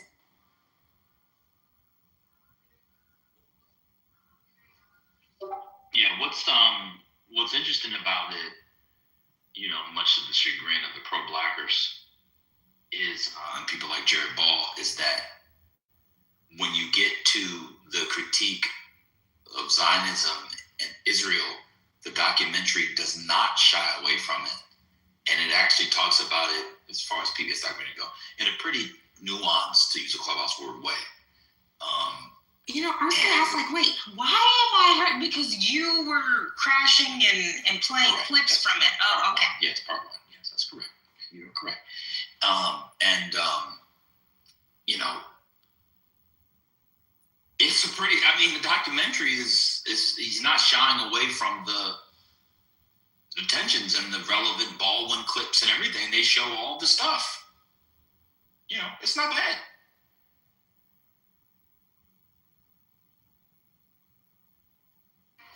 No, I have to watch it. I don't know why I'm not watching it. But yeah, I need to get to it.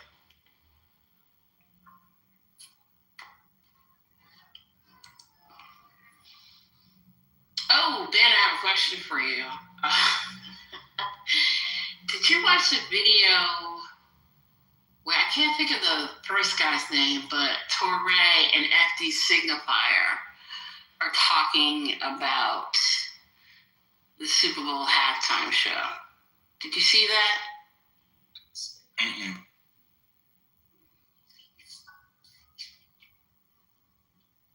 And then he put out a four-hour video on Tyler Perry. I'm not watching that. FD Signifier is very popular.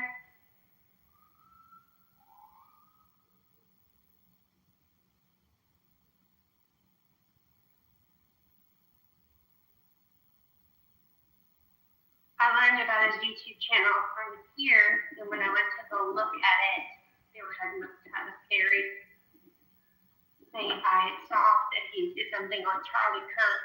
So I wondered if it was worth my time.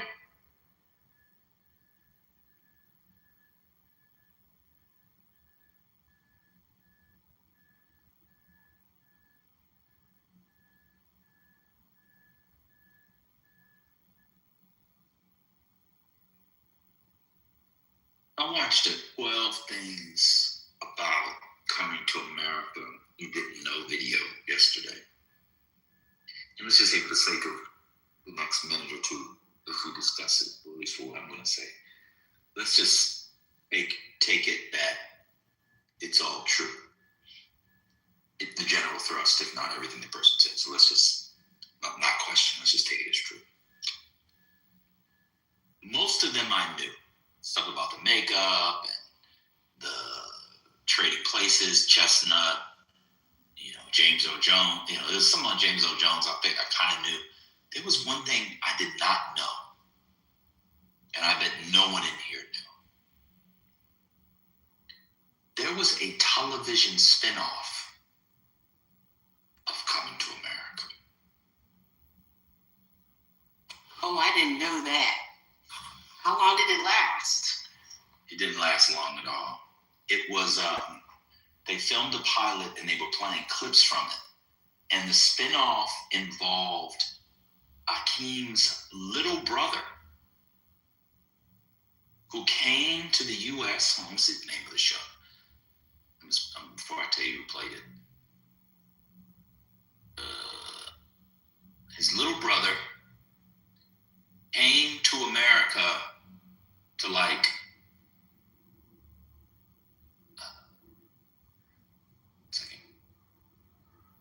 with OHA, and it was called Coming to America. The brother's name was Tariq, and the pilot aired as a special, and it was 1989, and it was Tommy Davidson played his little brother, and they showed parts of the clip. It is the worst thing you will ever see. I see why nobody bought it. Eddie Eddie Murphy was the executive producer. He had nothing to do with it. His name was on it. They said he didn't show up at set. He had nothing on it. It was Tommy Davidson, Prince 3 came to the U.S. with Oha. You remember Oha? She's your queen to be a queen. The guy that sings that. Came to America with him and lived with an American family. It was absolutely horrific. And you can watch it on YouTube. I watched it. Oh my. And so it was just a pilot. Yeah, and it didn't sell it. It is atrocious. Yeah, I can see why no one bought it. If it's as bad as you're saying. And I believe you, because, you know, if it wasn't bad, they would have tried to sell it. But yeah. But why would anyone want to think that people were looking for a series anyway?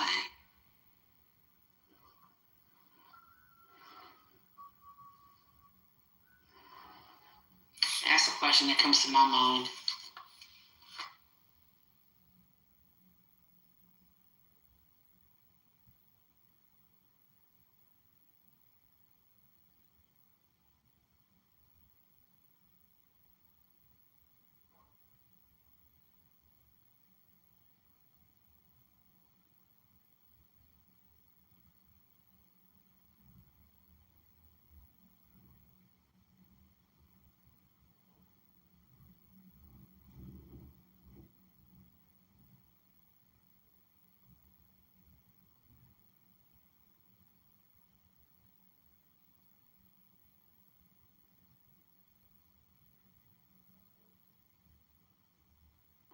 I think Tallarico has a chance of winning the primary.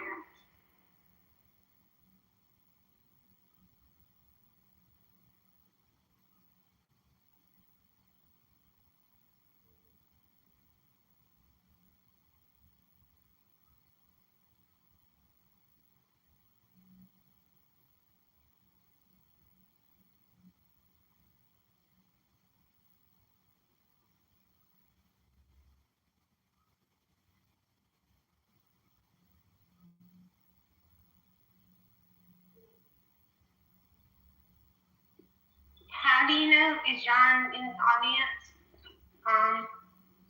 Not and on? He's streaming.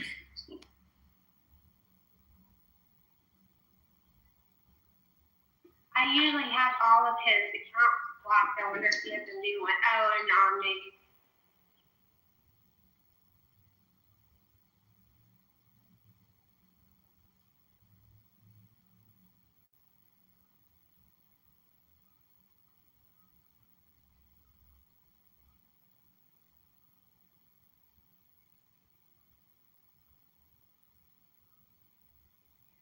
But it doesn't matter if I have every single one of his accounts blocked. I'm not a moderator, so it depends. That's one thing that's aspect as well. The anonymous thing. It was a huge step.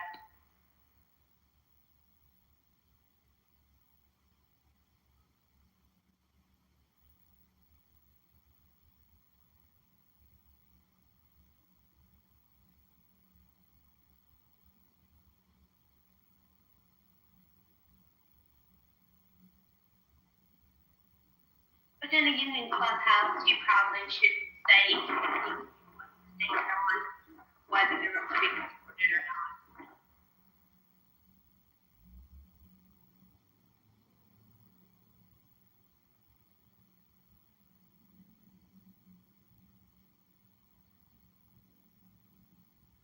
Mighty, John's account on Twitch or another account on Twitch?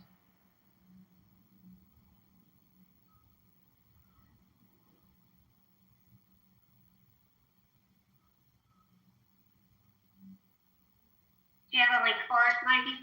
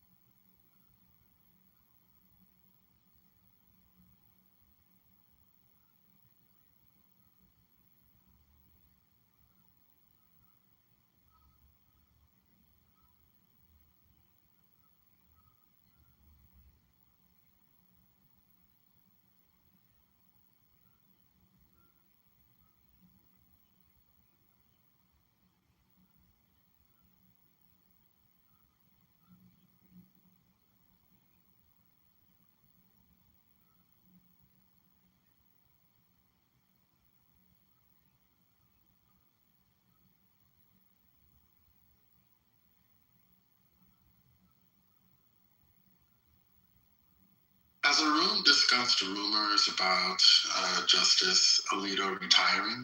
I don't know if you guys have. Oh, Sleeping. Not today. I don't.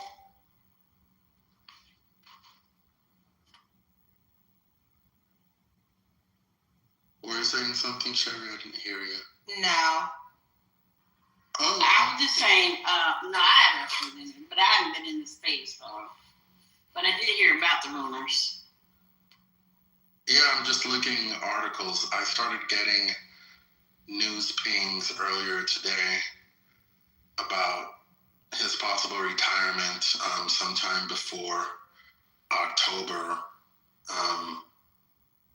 Let's see what the speculation says. So folks are saying that he's been on the court for 20 years. He has a memoir scheduled for release in October. The media's covered him a fair amount, and he's talked about his legacy. Some folks are saying that he might retire before the book is released so that he can avoid any conflicts between his duties as justice and his duties related to promoting the book. Let's see what else. Well, why would that be the case? The other two justices didn't have a problem when they put out their memoirs. Well, like I said, people analyze conflicts differently. I'm not saying I agree with that. I'm just saying that folks are saying that that's one reason he might step down before the book is published. It also depends on what he discusses in the book. You know, he might say things that he wouldn't want to say while he's on the bench. Let's see. Folks are also saying that if he retires before the midterms, that Republicans could try to replace him to preserve the court's current balance, and that it would be strategic for him to do so while the Senate is still under Republican control. Let's see what else. And that makes sense for them. Yeah, he's given interviews about his achievements. He's discussed the Dobbs decision, and he's also signaled his discontent with the way politics is currently discussed publicly. What else? Yeah, so I don't know. But we don't have to dwell on it. I just didn't know if you guys had discussed it at all. And he's one of the oldest people on the court, so it does make sense that he might step down soon. I wouldn't be happy about that because the last thing I want is another young right-wing justice. So there you have it. Yeah, there's 4 that are 70 plus, right? I believe. I don't know about that. I'm not saying you're wrong. I just don't. No, well, let me look, because I know Roberts is over 70. Sonia's over 70. Damn.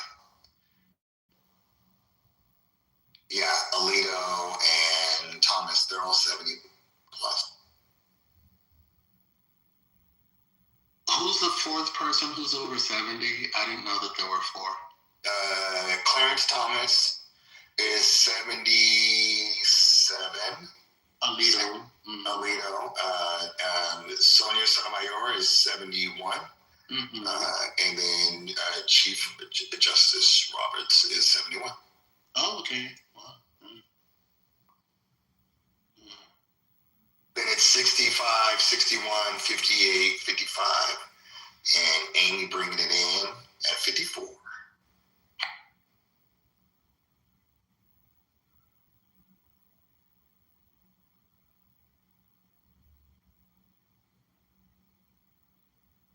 Hey, Van, are you familiar with IMG Academy?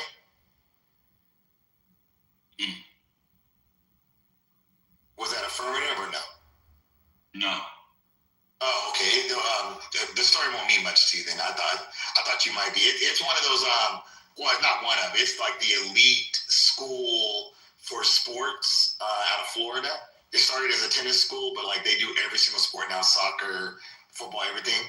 They just got in trouble because they were taking money from cartels, and they're investigating whether they were knowingly doing it. I guess the cartels were sending their kids there to play sports.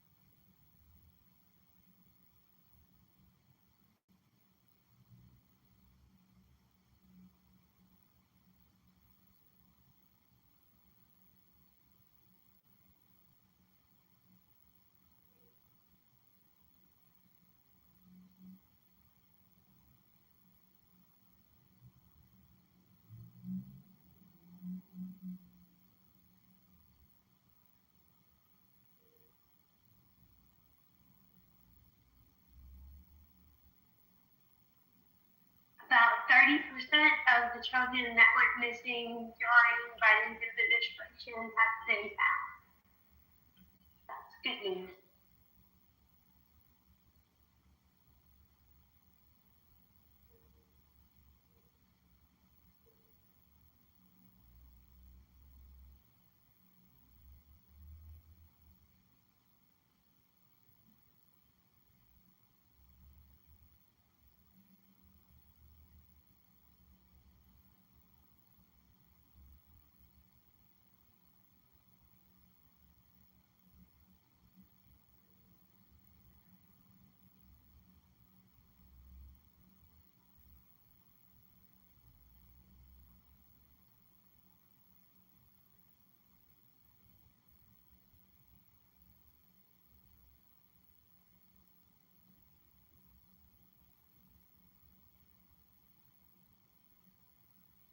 And in the chat is a link to the Telegram too.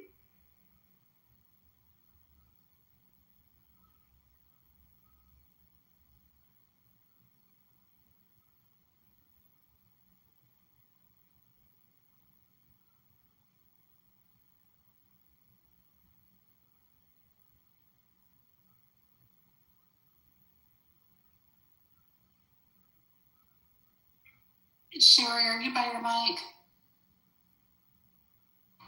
Yes, what's up?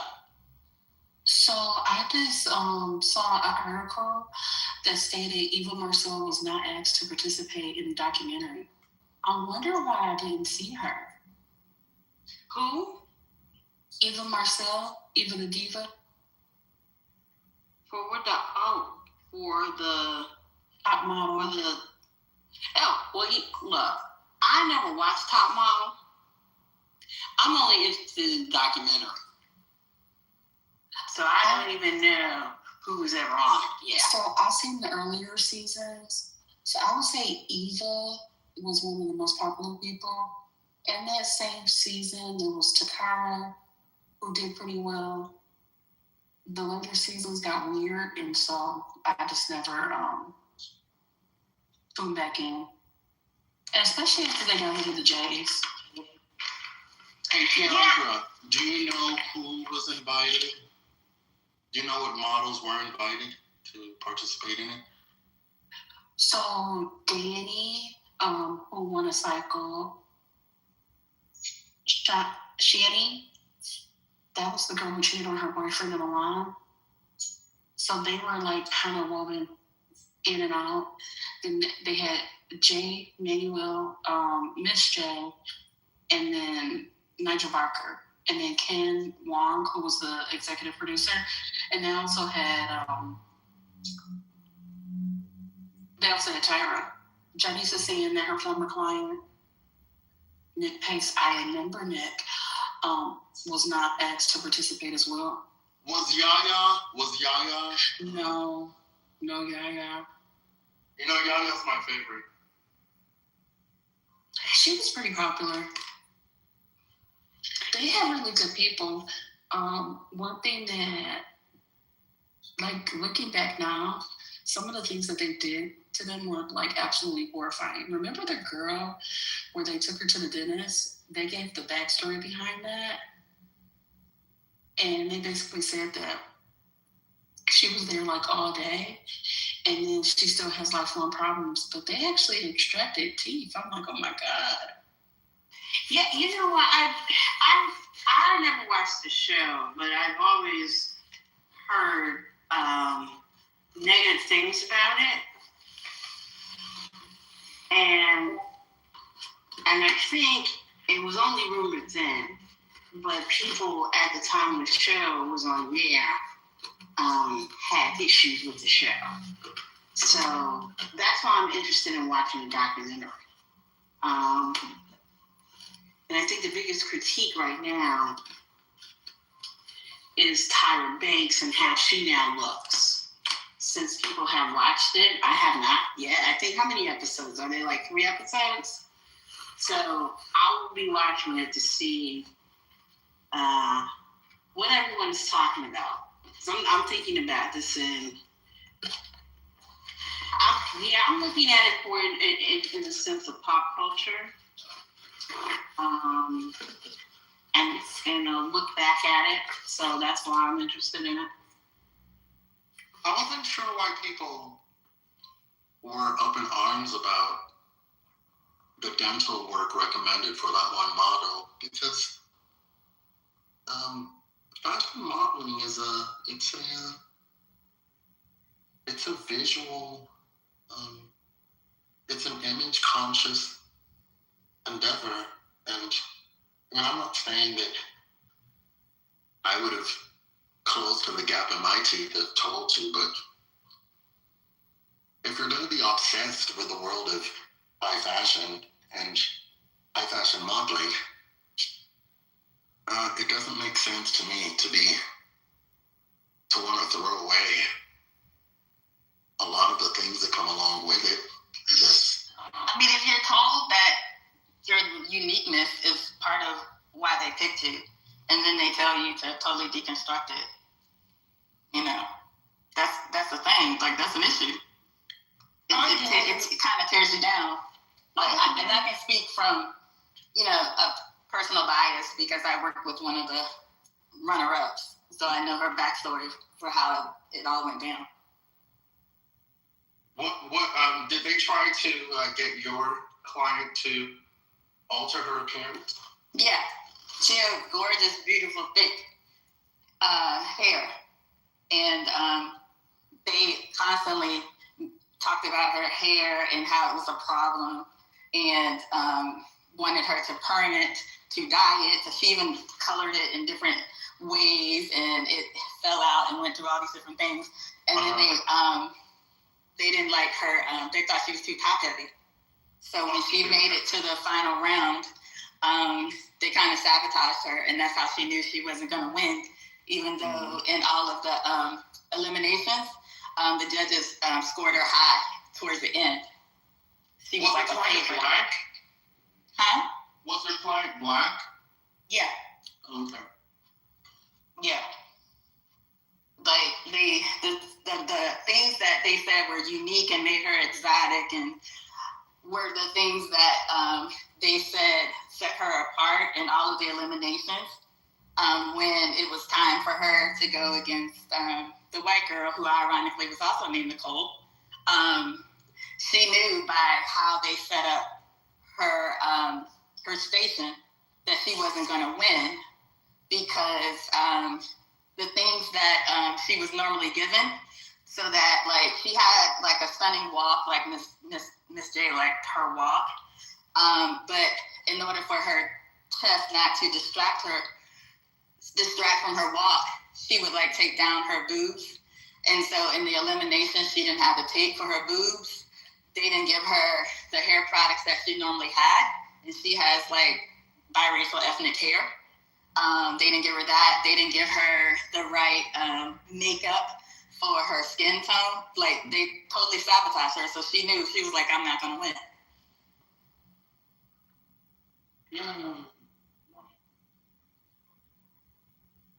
And Hurricane, it was two girls that both were sent to the dentist. The one was really excited because she was like, I'm gonna get my teeth fixed. I never thought this would happen. Basically, what they did was just visual. So the dentist removed a few of her teeth. They shaved them down, but it created a bite issue. And so like the underlying orthodontic work that needed to be done was never done, nor did she have the money now to go back and fix it. The other girl was the black girl, Danny, who had the gap. And basically, when they first went to the dentist, she was like, yeah, I don't want to close my gap because I really like it. So they basically told her if she didn't close the gap, she was going home. Well, then a few seasons later, there was a girl who had a gap as well, but this was a white person. And they were like, this makes you so unique and so beautiful, and this is what sets you apart.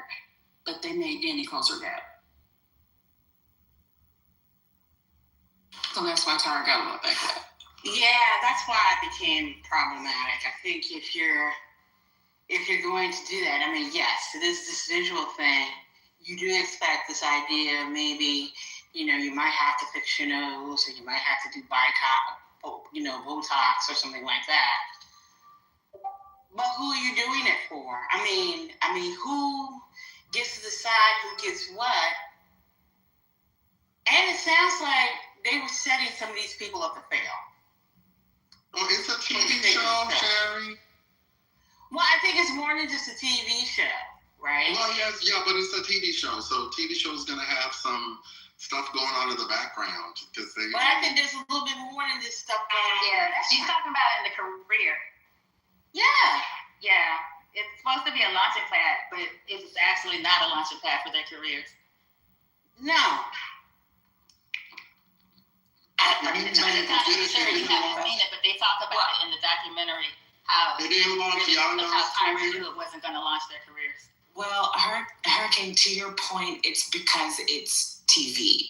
Like when you said that the show is TV production, I listened to a podcast well before this documentary dropped, The Curse of America's Next Top Model. And one of the things that they talked about throughout that 12-part series is that America's Next Top Model did not help springboard the girl's career because it was a television show. And how the industry viewed those girls were as reality TV stars, as a television product, but they did not view the girls as actual models.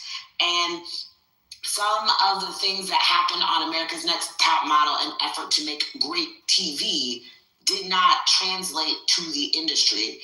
And in particular, with that being said, if you were on that show and you got a bad edit, you got the angry black girl edit, you got the difficult to work with edit, that did not translate well for you if you came out, and I don't know how many of them actually came out with photos in their portfolio that they were able to use from America's Next Top Model for the actual industry. Because I do think in that podcast, they did talk about how some of those pictures in that portfolio also did not translate when they went for interviews with agencies.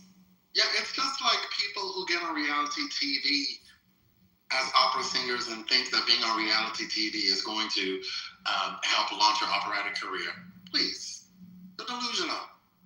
The gatekeepers to the operatic industry are going to act the same way the gatekeepers to the modeling industry are going to act. They're not going to take you seriously because you're on TV. But it's not like that in music. So I think it's reasonable for people to expect it to make the assumption that it might be it could be similar to how it is in music, because not all of the winners in the reality music shows fail. Some of them go on to be successful. I said opera. But Hurricane, I think it No, I know you said opera, but I'm just saying as reality shows go. But Hurricane, I think it got better for the girls as it went on. I think for the early girls, it hurt them more than it helped. But like we got Winnie Harlow, we got Eva the Diva. Some of the other people, they had different careers versus like Adrienne Curry, who was season 1 winner. Like she married Peter Brady, and that's what we know her for, really. Do you think it's the industry then? Do you think that certain industries are more open to reality TV stars and competition participants than other industries are? Because maybe that's what it is. I don't know. I do. I think that there's specific pipelines. Because say more. There's specific pipelines, like how they set up, what the how they handle you afterwards, what the contracts are. Like I did some of the PR for the very first season of Sunday's Best. And if you look at Sunday's Best and like the first couple of seasons, the same producers that did Sunday's Best, American Idol, like how they set them up on the back end, like all of that's baked in. And they go through like the mentoring and the tutoring and stuff. They don't show them like at home and doing all of the reality stuff, like the real work type of stuff. They don't show all of that too. Also because they want to, those labels are invested in what they do on the back end with the winner. So I do think it depends on the industry. Yeah, that makes sense to me. That it's industry specific. I don't. And I just know about the industry of opera because there are a few reality competition participants who've been opera singers, and they thought that getting on TV and then the whole opera thing was going to translate to careers, and it didn't. It actually hurt them because the operatic industry is very shady. And it requires people to demonstrate a certain seriousness and commitment to the art form, which they credit only if you show interest and commit interest in certain ways. So certain activities signal serious interest and commitment, and others don't. And one activity that doesn't signal serious interest and commitment in the eyes of the opera industry execs is reality TV. They don't take that shit seriously at all. I'm not saying that they're right to do that, but I'm just saying that's how it shakes out. But maybe things are changing. You know, the world's changed a lot since social media became popular, and I think with COVID, and which forced people to use social media to promote themselves in ways they had not done before. I know an opera singer who picked her career into second gear by starting a performance series on YouTube. It was called the Purple Robe series, and every day for 30 days, she would post a video of her in a purple robe at her house in a closed room singing a song. Most of the time, it was for most of the performances, she sang operatic arias. Sometimes she did duets. Sometimes she sang pop music. Sometimes she sang standards. Sometimes she sang oldies, but it was always in a purple robe, and it was usually a cappella. And by doing that, she got opera houses interested in her again, and she got a few gigs from it. So her career moved to second gear, or to a higher gear because of that. It's also important to note that she's an extraordinarily gifted singer who could have had a bigger career, but she chose to be a mother and a wife. I'm not poo-pooing that, but a lot of times opera singers that we think should become famous don't become famous, and that's because they choose family over career. And that's something she did because and she's an Edojan, by the way, Johnny. Her name is Nicole Houston Lane. She sang at the Washington National Opera a year or so ago. But yeah, she's a very talented, extraordinary singer. But she's not a household name, and that's because she chose to be a mom and a wife. She didn't want to have au pairs and nannies raise her kids. She wanted to be a mother. So she didn't travel much at a time that she could have been traveling and performing all over the world. So, it happens that way sometimes. I would say, though, for the America's Next Top Model, I call it a mixed bag of things, if only because I think that most of the girls who got famous from the show were not famous because of modeling. Afterwards, I think the only one you could maybe give that to would be Winnie. Outside of that, the other girls, it's mostly like acting and other endeavors. But for the time when the show first came out, like 2003 and in the mid 2000s, I think for a lot of the young girls who went on the show, because these girls were 18, 19, 20, 21, there was the thought of the promise of this launching their career and all of the hope regarding that versus, all these years later, we're so deep into reality TV culture, we kind of know what it is. And then on top of that, I think some of the changes regarding industries shifting, like pre-COVID, pre the rise of the influencer on TikTok and Instagram and other places, a lot of these spaces were gate kept from people who were on reality TV, from people who were on the internet and were just internet famous.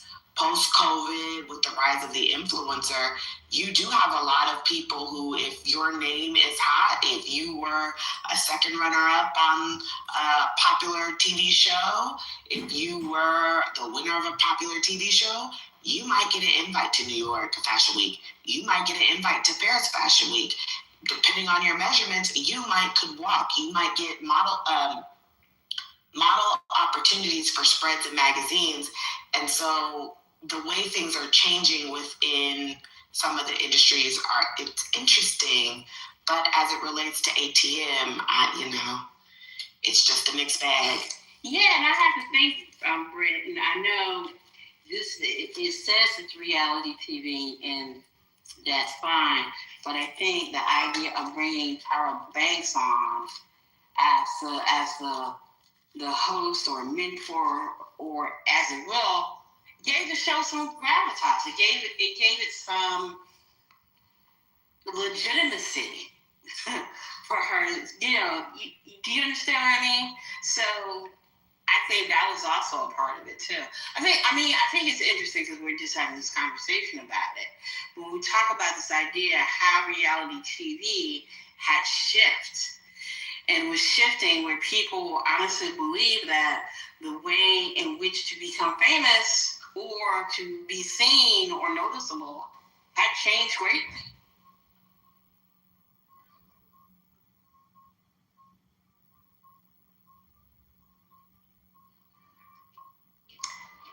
part I'm interested in, and that's the part that I'm thinking about.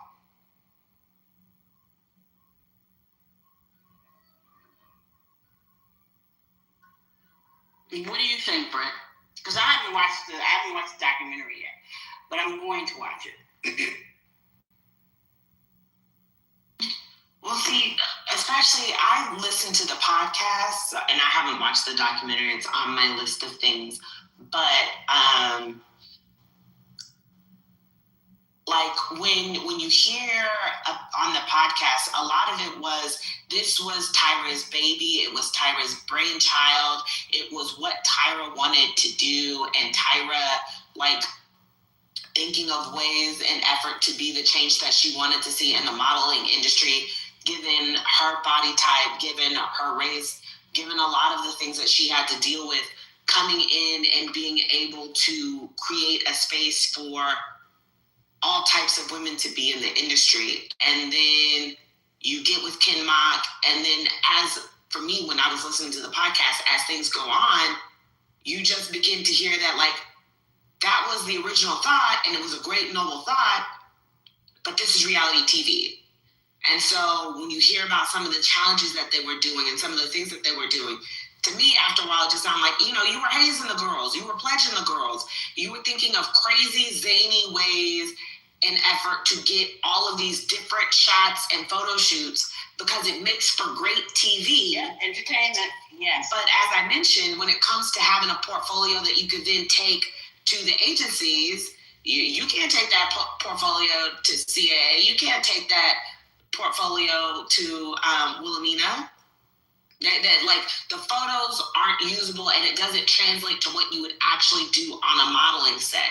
So it was one of those things. Tyra's involvement definitely gave a level of legitimacy of, she's a top model. She walked, in Europe. She walked in New York. She's also a Victoria's Secret model. This is coming off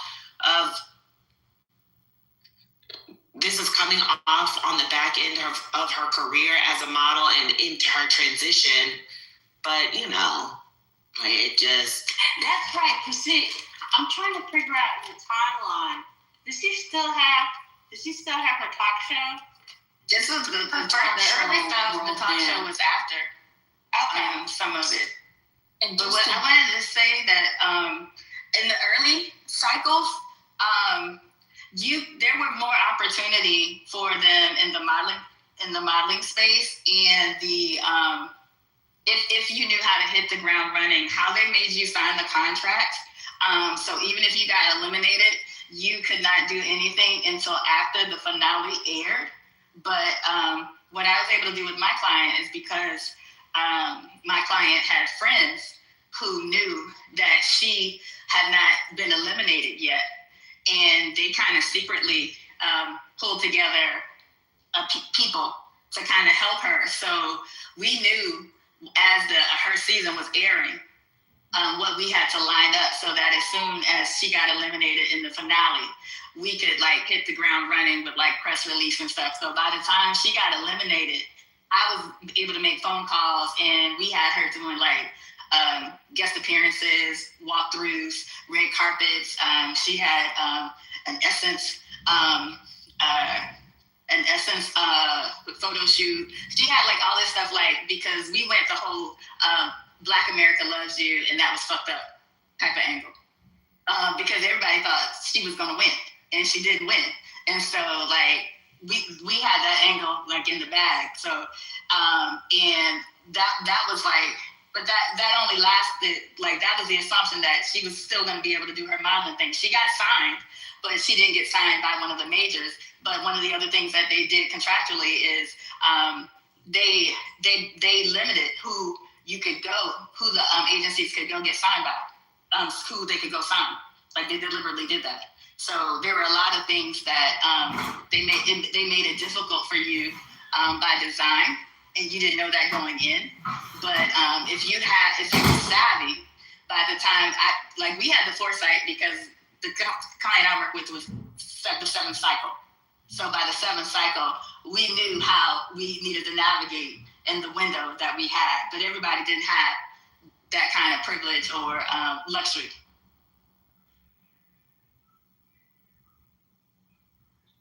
And just to clarify the point that Britt made about the photo shoots, one of the photo shoots that they did had the models dress and act as homeless people. And for the extras, they actually went and got homeless people to be in the photo shoot. Like, who cleared that? That's so weird.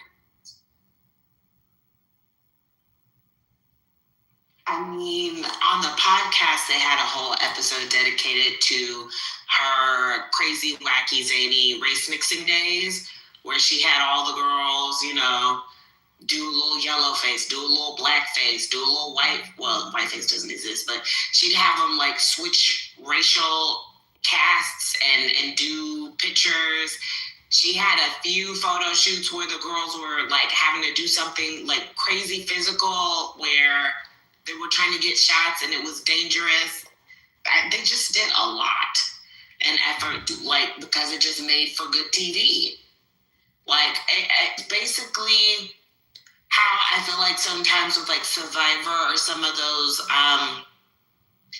like competition shows where they think, what kind of crazy challenge can we cook up for these contestants to do? And then they sit at a round table and cook something up. That's what they did with some of those photo shoots for those girls. Yeah, it was like Fear Factor. That's how you got the one picture with Eva with the tarantula on her hand, which was a very pretty picture. But they talk about the photo shoots in the Netflix show too. Yeah, I mean, that's fine. Britt, what's the name of the podcast that you listen to? It's called The Curse of America's Next Top Model. I'll put the Apple Podcast link and the Spotify link in the chat. Just give me a second. Oh, thank you, because I think I will listen to it. The title is a wild. I mean, it is wild. Sherry, did you watch the documentary? No, I haven't watched it yet. I'm going to watch it. I'm going to watch that documentary. I'm going to watch the Black and Jewish documentary. I'm going to watch that too. And I'm also going to watch the new documentary on Roberto Clemente from a person that does not watch baseball often. Yes, because I'm interested in it.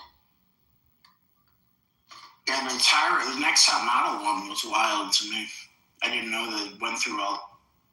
Yes, if you didn't know a lot that had gone through, and the vaccines, we're busy being entertained. They said that they would intentionally manipulate like their living conditions too. So like something about they had a set budget, they had to take care of their own food, and if they went out, it was on their own dime. But then they would do things like set the temperature on the thermostat up because hotter makes them more angry. Things to make them like kind of set them up for a very eventful night, or like they would always do certain things to get the drama out of the girls too. I thought that was pretty trifling.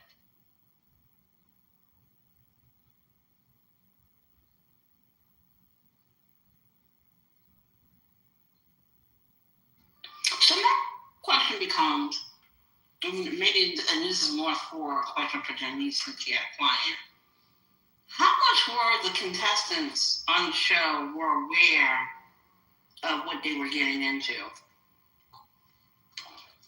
I know for the earlier ones, they made them less aware than the ones later. I missed the first part of your question. I hit a death. How much were they aware about what was going to happen when they got on the show? What do you mean by aware? Like the challenges? Yeah. For the eliminations, the modeling challenge? They weren't. Yeah, they knew what was gonna happen when they showed up to the elimination. To the challenge. Mm-hmm. Oh, okay.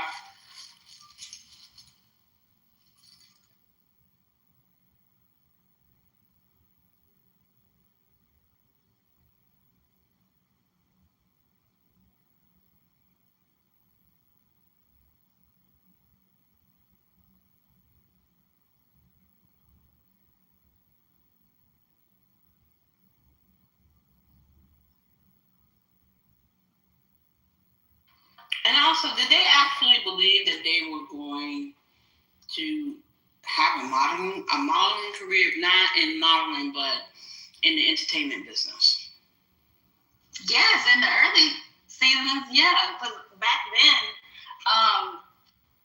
a lot of the reality TV shows, you did have an after career and an after, because they weren't thinking about the ones that had the cameras. There wasn't social media.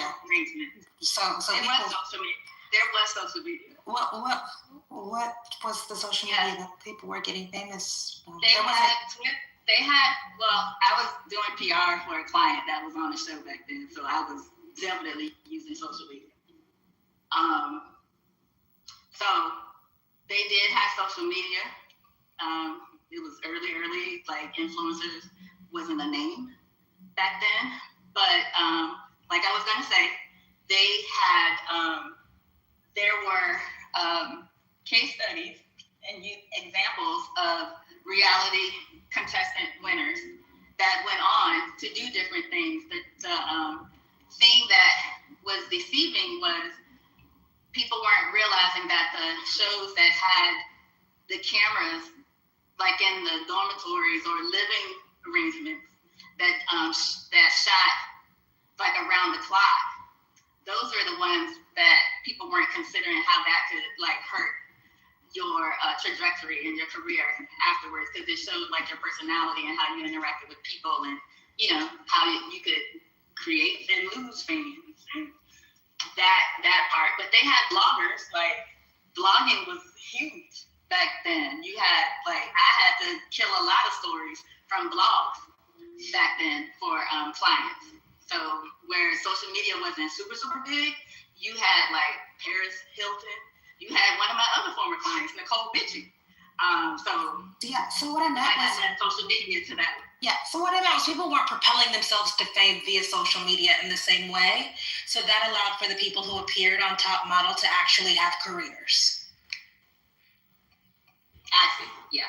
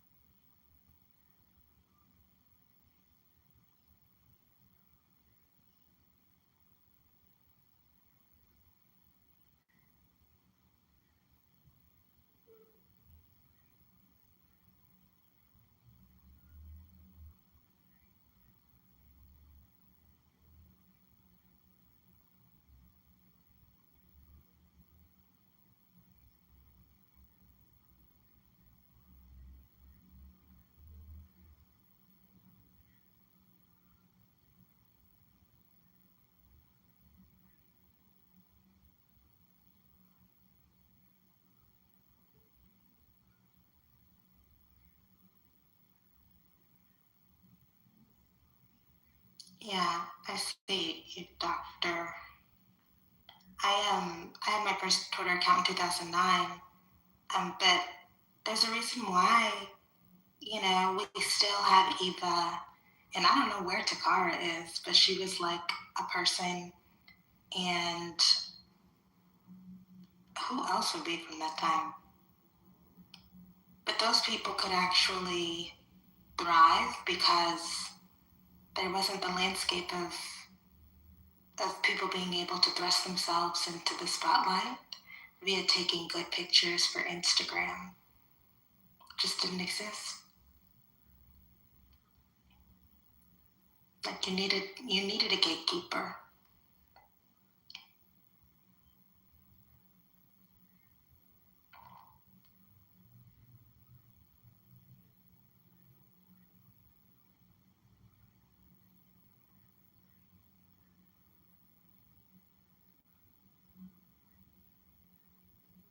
But yeah, Tyra's not beating the allegations. I wonder why she decided. to be a part of the documentary? I think she had to because of the groundswell from the podcast. She has been getting whacked on Twitter, and from the time it was still called Twitter into when it was transitioned into X. So for at least about a good 6-7 years, people have been talking about her and that show and how bad of a person she is. And I want to say once America's Next Top Model hit streaming where people were able to rewatch the episodes, it just got worse. Yeah, do you think that some of it was because some of the viewers were so young, like they were teenagers? I think it's a mix between young people, Gen Z, who they were like, for all intents and terms, like fetuses when it first dropped in 2003. Mm-hmm. So there are a lot of things that went on that they just never saw or didn't get. Then there would be like the 90s millennials who they were a lot younger. So when they watched it, you know, you're 13, 14, 12, 10, you're watching it and it's cool, but you're not seeing it the same way you might now that you're in your 30s versus people who are watching it well into their teens and maybe early 20s who are age mates with these girls who had a view then, but then watching it back was just like, oh wait, I don't remember that. This is crazy.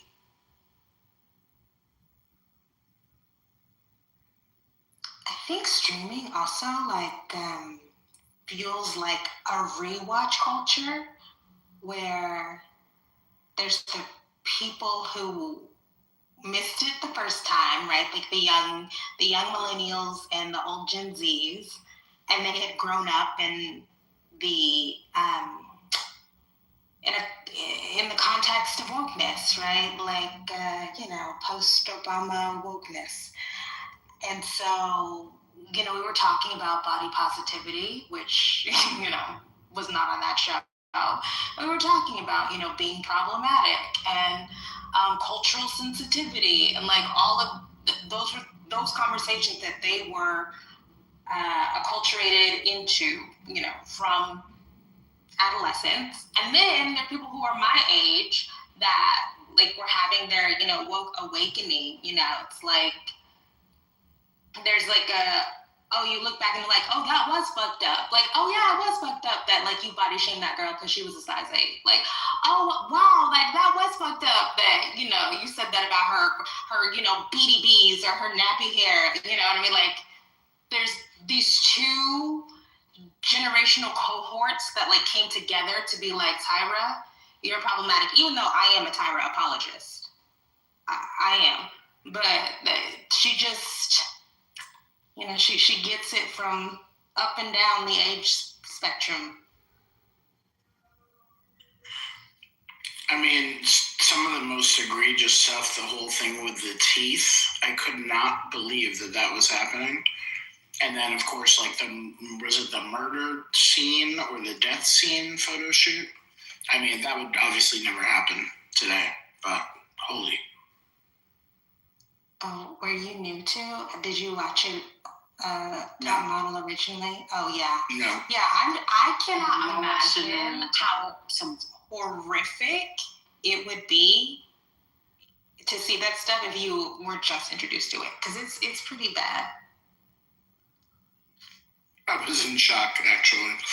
I don't know why the producer doesn't get more heat, the Asian guy, because wasn't he the one initiating this? But it was Tyra's final decision or something. I'm not sure, but there's a lot of heat to go around it. Yeah, and I saw something today about how the co-creator of the show was Kenya Barris. And I feel like he's also not getting dragged. Like, he was an executive producer. He was a co-creator of the show. Yeah, he's a public person. Y'all all saw it. Yeah, he really is. He really got way to the side of that because a lot of people don't even realize that. Another thing, the Jays, they were dragging her really bad. Apparently, Miss J had a stroke Did you see I that? saw that. Yeah. So Miss J is actually able to take steps and get off the wheelchair now. Oh, They good. talked about, I know, so I'm like, kudos, Miss J. But they talked about how Tyra sent him like a short little text, but never visited him. And she tried to say like, oh, I live in Australia now. And so Jay name was on Extra giving all the tea. He was like, she's been here for this, and this, blah, blah, blah. And she didn't make an effort to see a man in the hospital who was in a coma. So he still hasn't let her hair go. I'm gonna be honest with y'all. I never got good person vibes from Tyra. I think she really wanted to give off good person vibes, especially during her talk show. But she was never a figure for me, right? Like She was more favorable than Naomi Campbell. But you remember what she did to her? She didn't want the audience to clap for her. Yeah. So she cleared the audience so that nobody would clap we for her. in that Naomi Tyra battle? I'm Naomi. I'm Team Naomi. Cause it's like, girl, I don't know. It's a little whiny. But see, to that point, growing up, for me as a younger millennial, the idea was that Tyra was, like, the narrative that I received was that Tyra was the good one and that Naomi was the bad one because of how Naomi treated Tyra. That's exactly right. It wasn't until you got older and you might have seen, like, some of what Tyra does that you kind of realized that, like, I don't know. I'm not saying you and Tyra, you might not be the better between you and Tyra, but I don't know how sympathetic you are, sister. You're not so sure about this narrative, whether it's true or not. Yeah. Oh, you can definitely tell Naomi was living rent-free in that lady's head. To this day. She never served an eviction notice. Yeah, I think Tyra has constructed herself in her mind to be the underdog, to be the Rosa Parks of plus size black models or whatever. Like, y'all remember Kiss My Fat Ass when she was in that bathing suit? Okay, but I mean, if we were to think about it, she wasn't fat. She wasn't fat. She wasn't fat at all.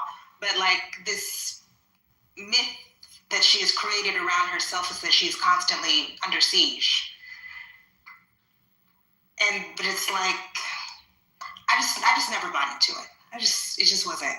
I always thought it was weird that the media had pit these two black women up against one another. I mean, I paid some attention to it, but not enough attention to it. And they made it seem like, Tyra Banks, for all intents and purposes, was the pick-me. If we're going to be honest. Not the pick-me, but yeah. Naomi was fighting court cases. She was throwing cell phones at people. She was not worried about Tyra. You guys don't think that the truth is somewhere in the middle? Oh, for sure. I mean, Naomi's not an angel. Oh, no. I like Naomi Campbell because she is mean, but she owns it. Okay, I mean, I'm team, so let me be clear. I'm team Naomi too, all day. Always have been. But I never thought that Tyra's issues with Naomi Campbell were entirely Tyra's fabrication. I believe that Naomi did do some things that did hurt Tyra. I also do believe that Tyra is a hypersensitive person who lives in her head too much, and that can cause for the person. But I also respect Naomi Campbell because I don't like fake people at all. I like people to be real and honest about who they are, what they stand for, and Naomi Campbell has always struck me as that kind of person. So that's always going to get my respect, even if you're being real about being an asshole, at least you're not faking it. And Naomi always came across as a more real person than Tyra. So I'm Team Naomi, but I never thought that Tyra's issues were just made up by Tyra. I did think that Naomi did do some shady shit, but Naomi had her own shit going on. I mean, granted, there were some black supermodels before her, but she was a pioneer in many ways, and I've always tried to give space and grace to pioneers because it's not easy being a pioneer. And so, for me, what I was trying to get to is not that Tyra misrepresents what happened between her and Naomi, or that it's a lie, so much so that, like, part of Tyra's lore, her core narrative that comes out about who she is in part her struggles with Naomi that paint her in a very particular way to make her more sympathetic. And as you view her outside of all of that, it just, for me, becomes one of those things where it's just like, I think you rely on that in effort to give off more of an appearance of, like, the battle of good versus evil and all of these other type of things, and sometimes that might obscure the fact that you are also problematic and that you also have things about you. But, like, you always paint yourself as the victim versus, just you are who you are. That's what Yeah, I agree. I think it's totally okay to be mean if you're excellent. But also, I think Naomi's road was tougher. I think she just she was dark skinned.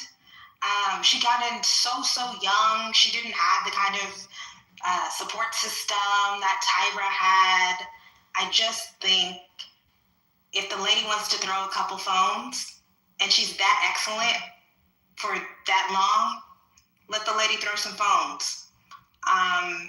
She's competitive, okay. It's show business, not show friends. Like, I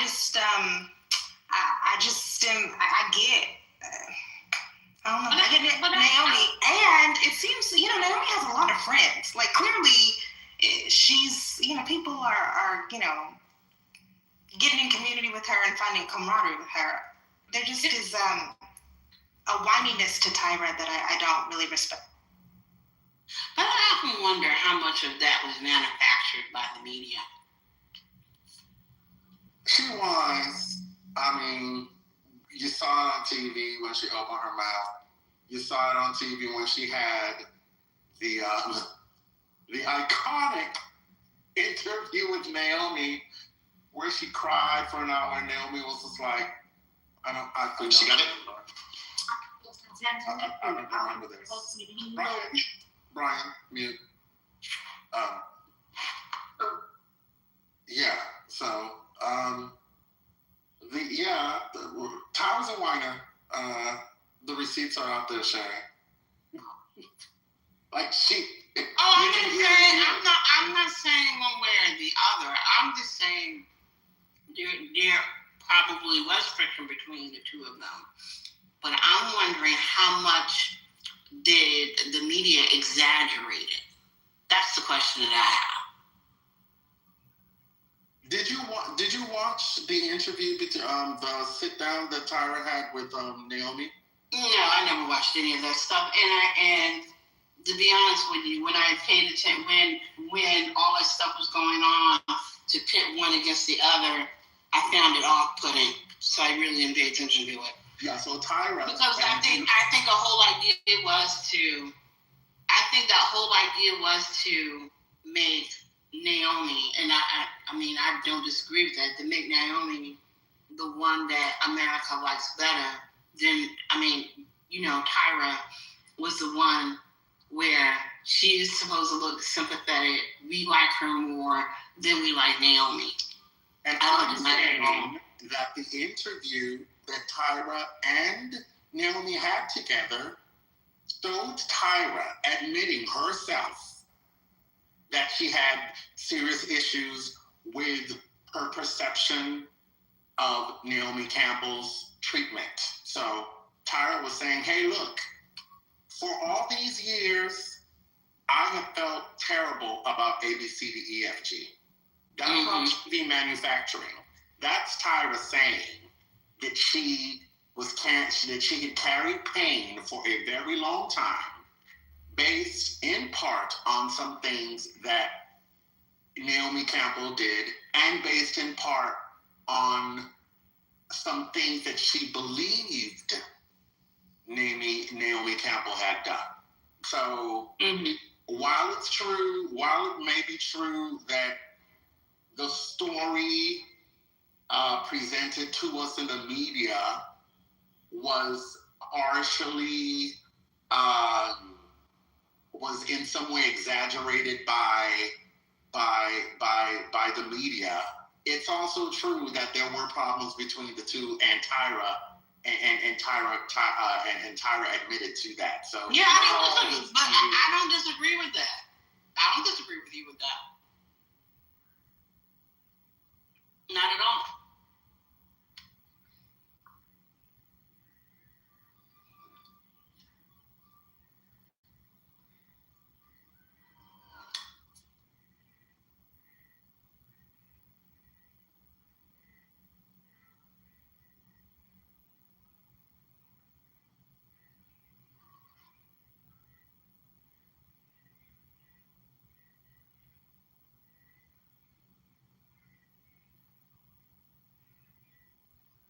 But I just, and this goes back to the point that I mentioned earlier regarding how Tyra frames these things.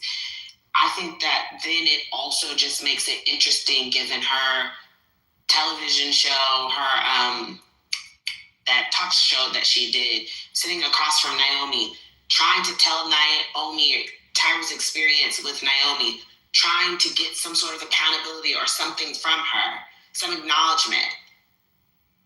Does she really get that?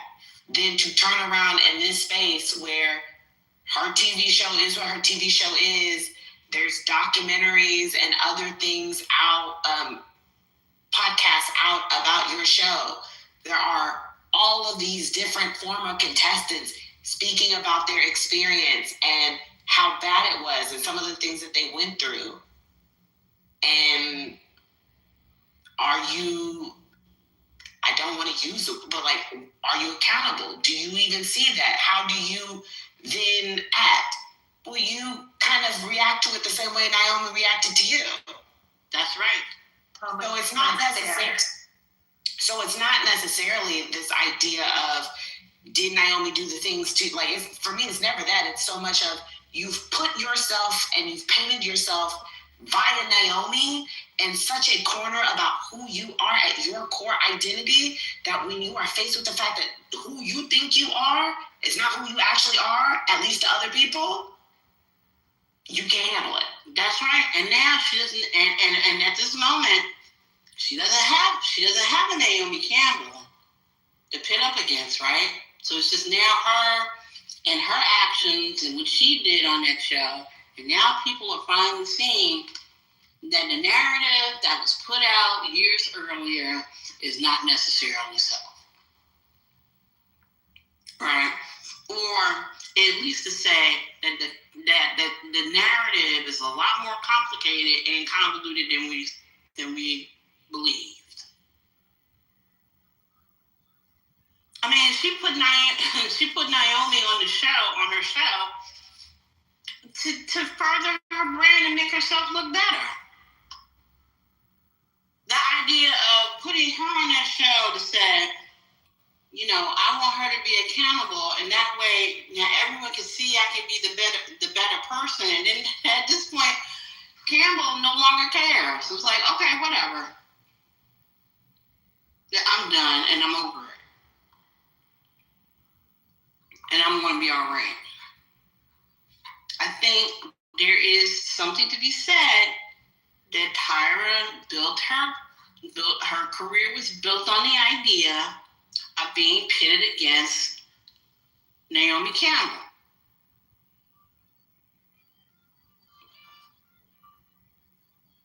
That's what I think.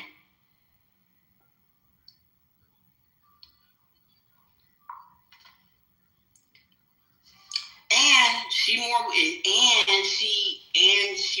was more than willing to play that role and to accept it.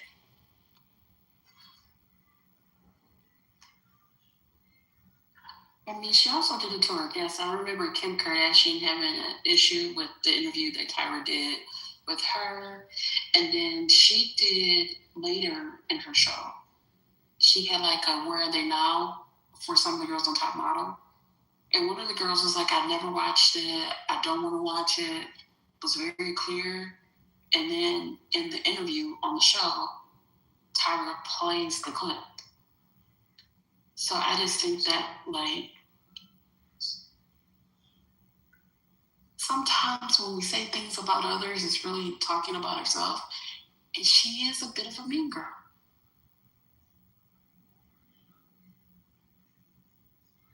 Oh, you mean Tyra? Yeah. Oh, yeah, for sure.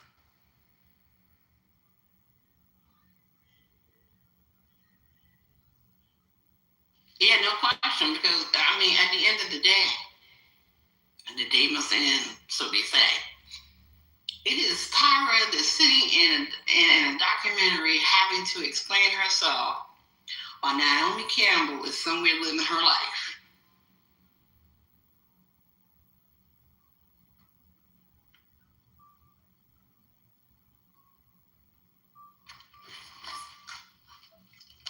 But I really do think she was a part of it because she was trying to spin a narrative.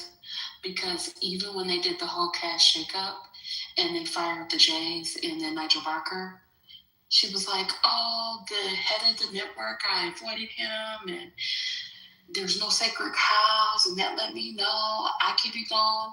And eventually they did fire her and they replaced her with Rita Ora, but by that time nobody watched the show anymore.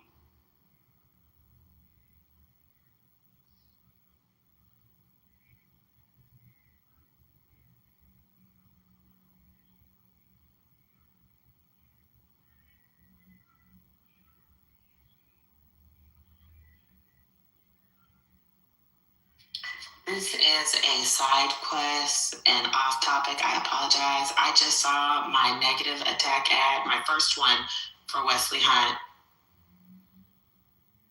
Oh, and what did you think? And what did you think?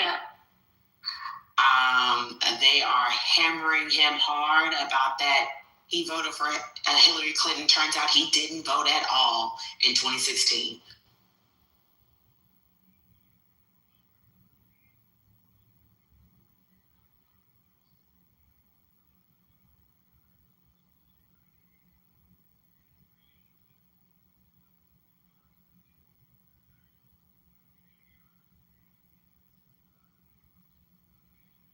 The ending of it was nasty. They said he backed Hillary, abandoned Trump, and is bad for Texas, and that Texans deserve better than fake MAGA Wesley Hunt.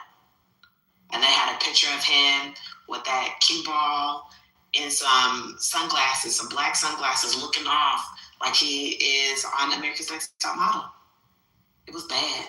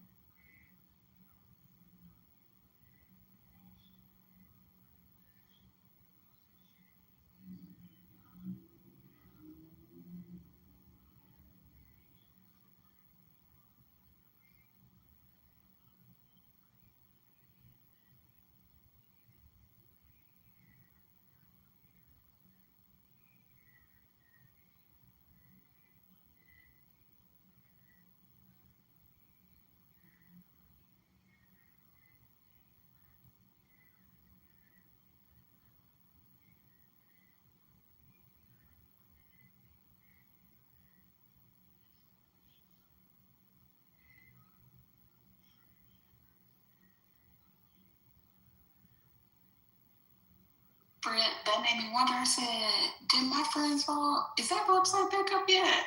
But sadly, it is still not up. Did anybody check that out in 2024 at all? No, I haven't checked. Well, they stopped it. I'm pretty sure that they probably got a few lawsuits because you can literally look up people to see what elections they voted for to figure out if they actually went to the polls. But they suspended the site.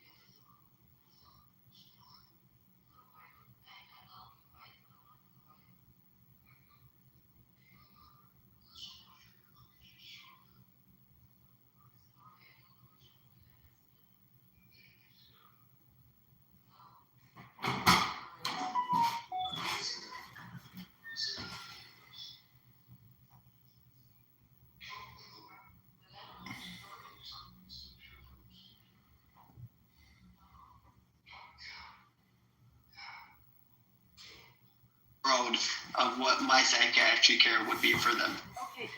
No, I understand, but you're talking about what yours.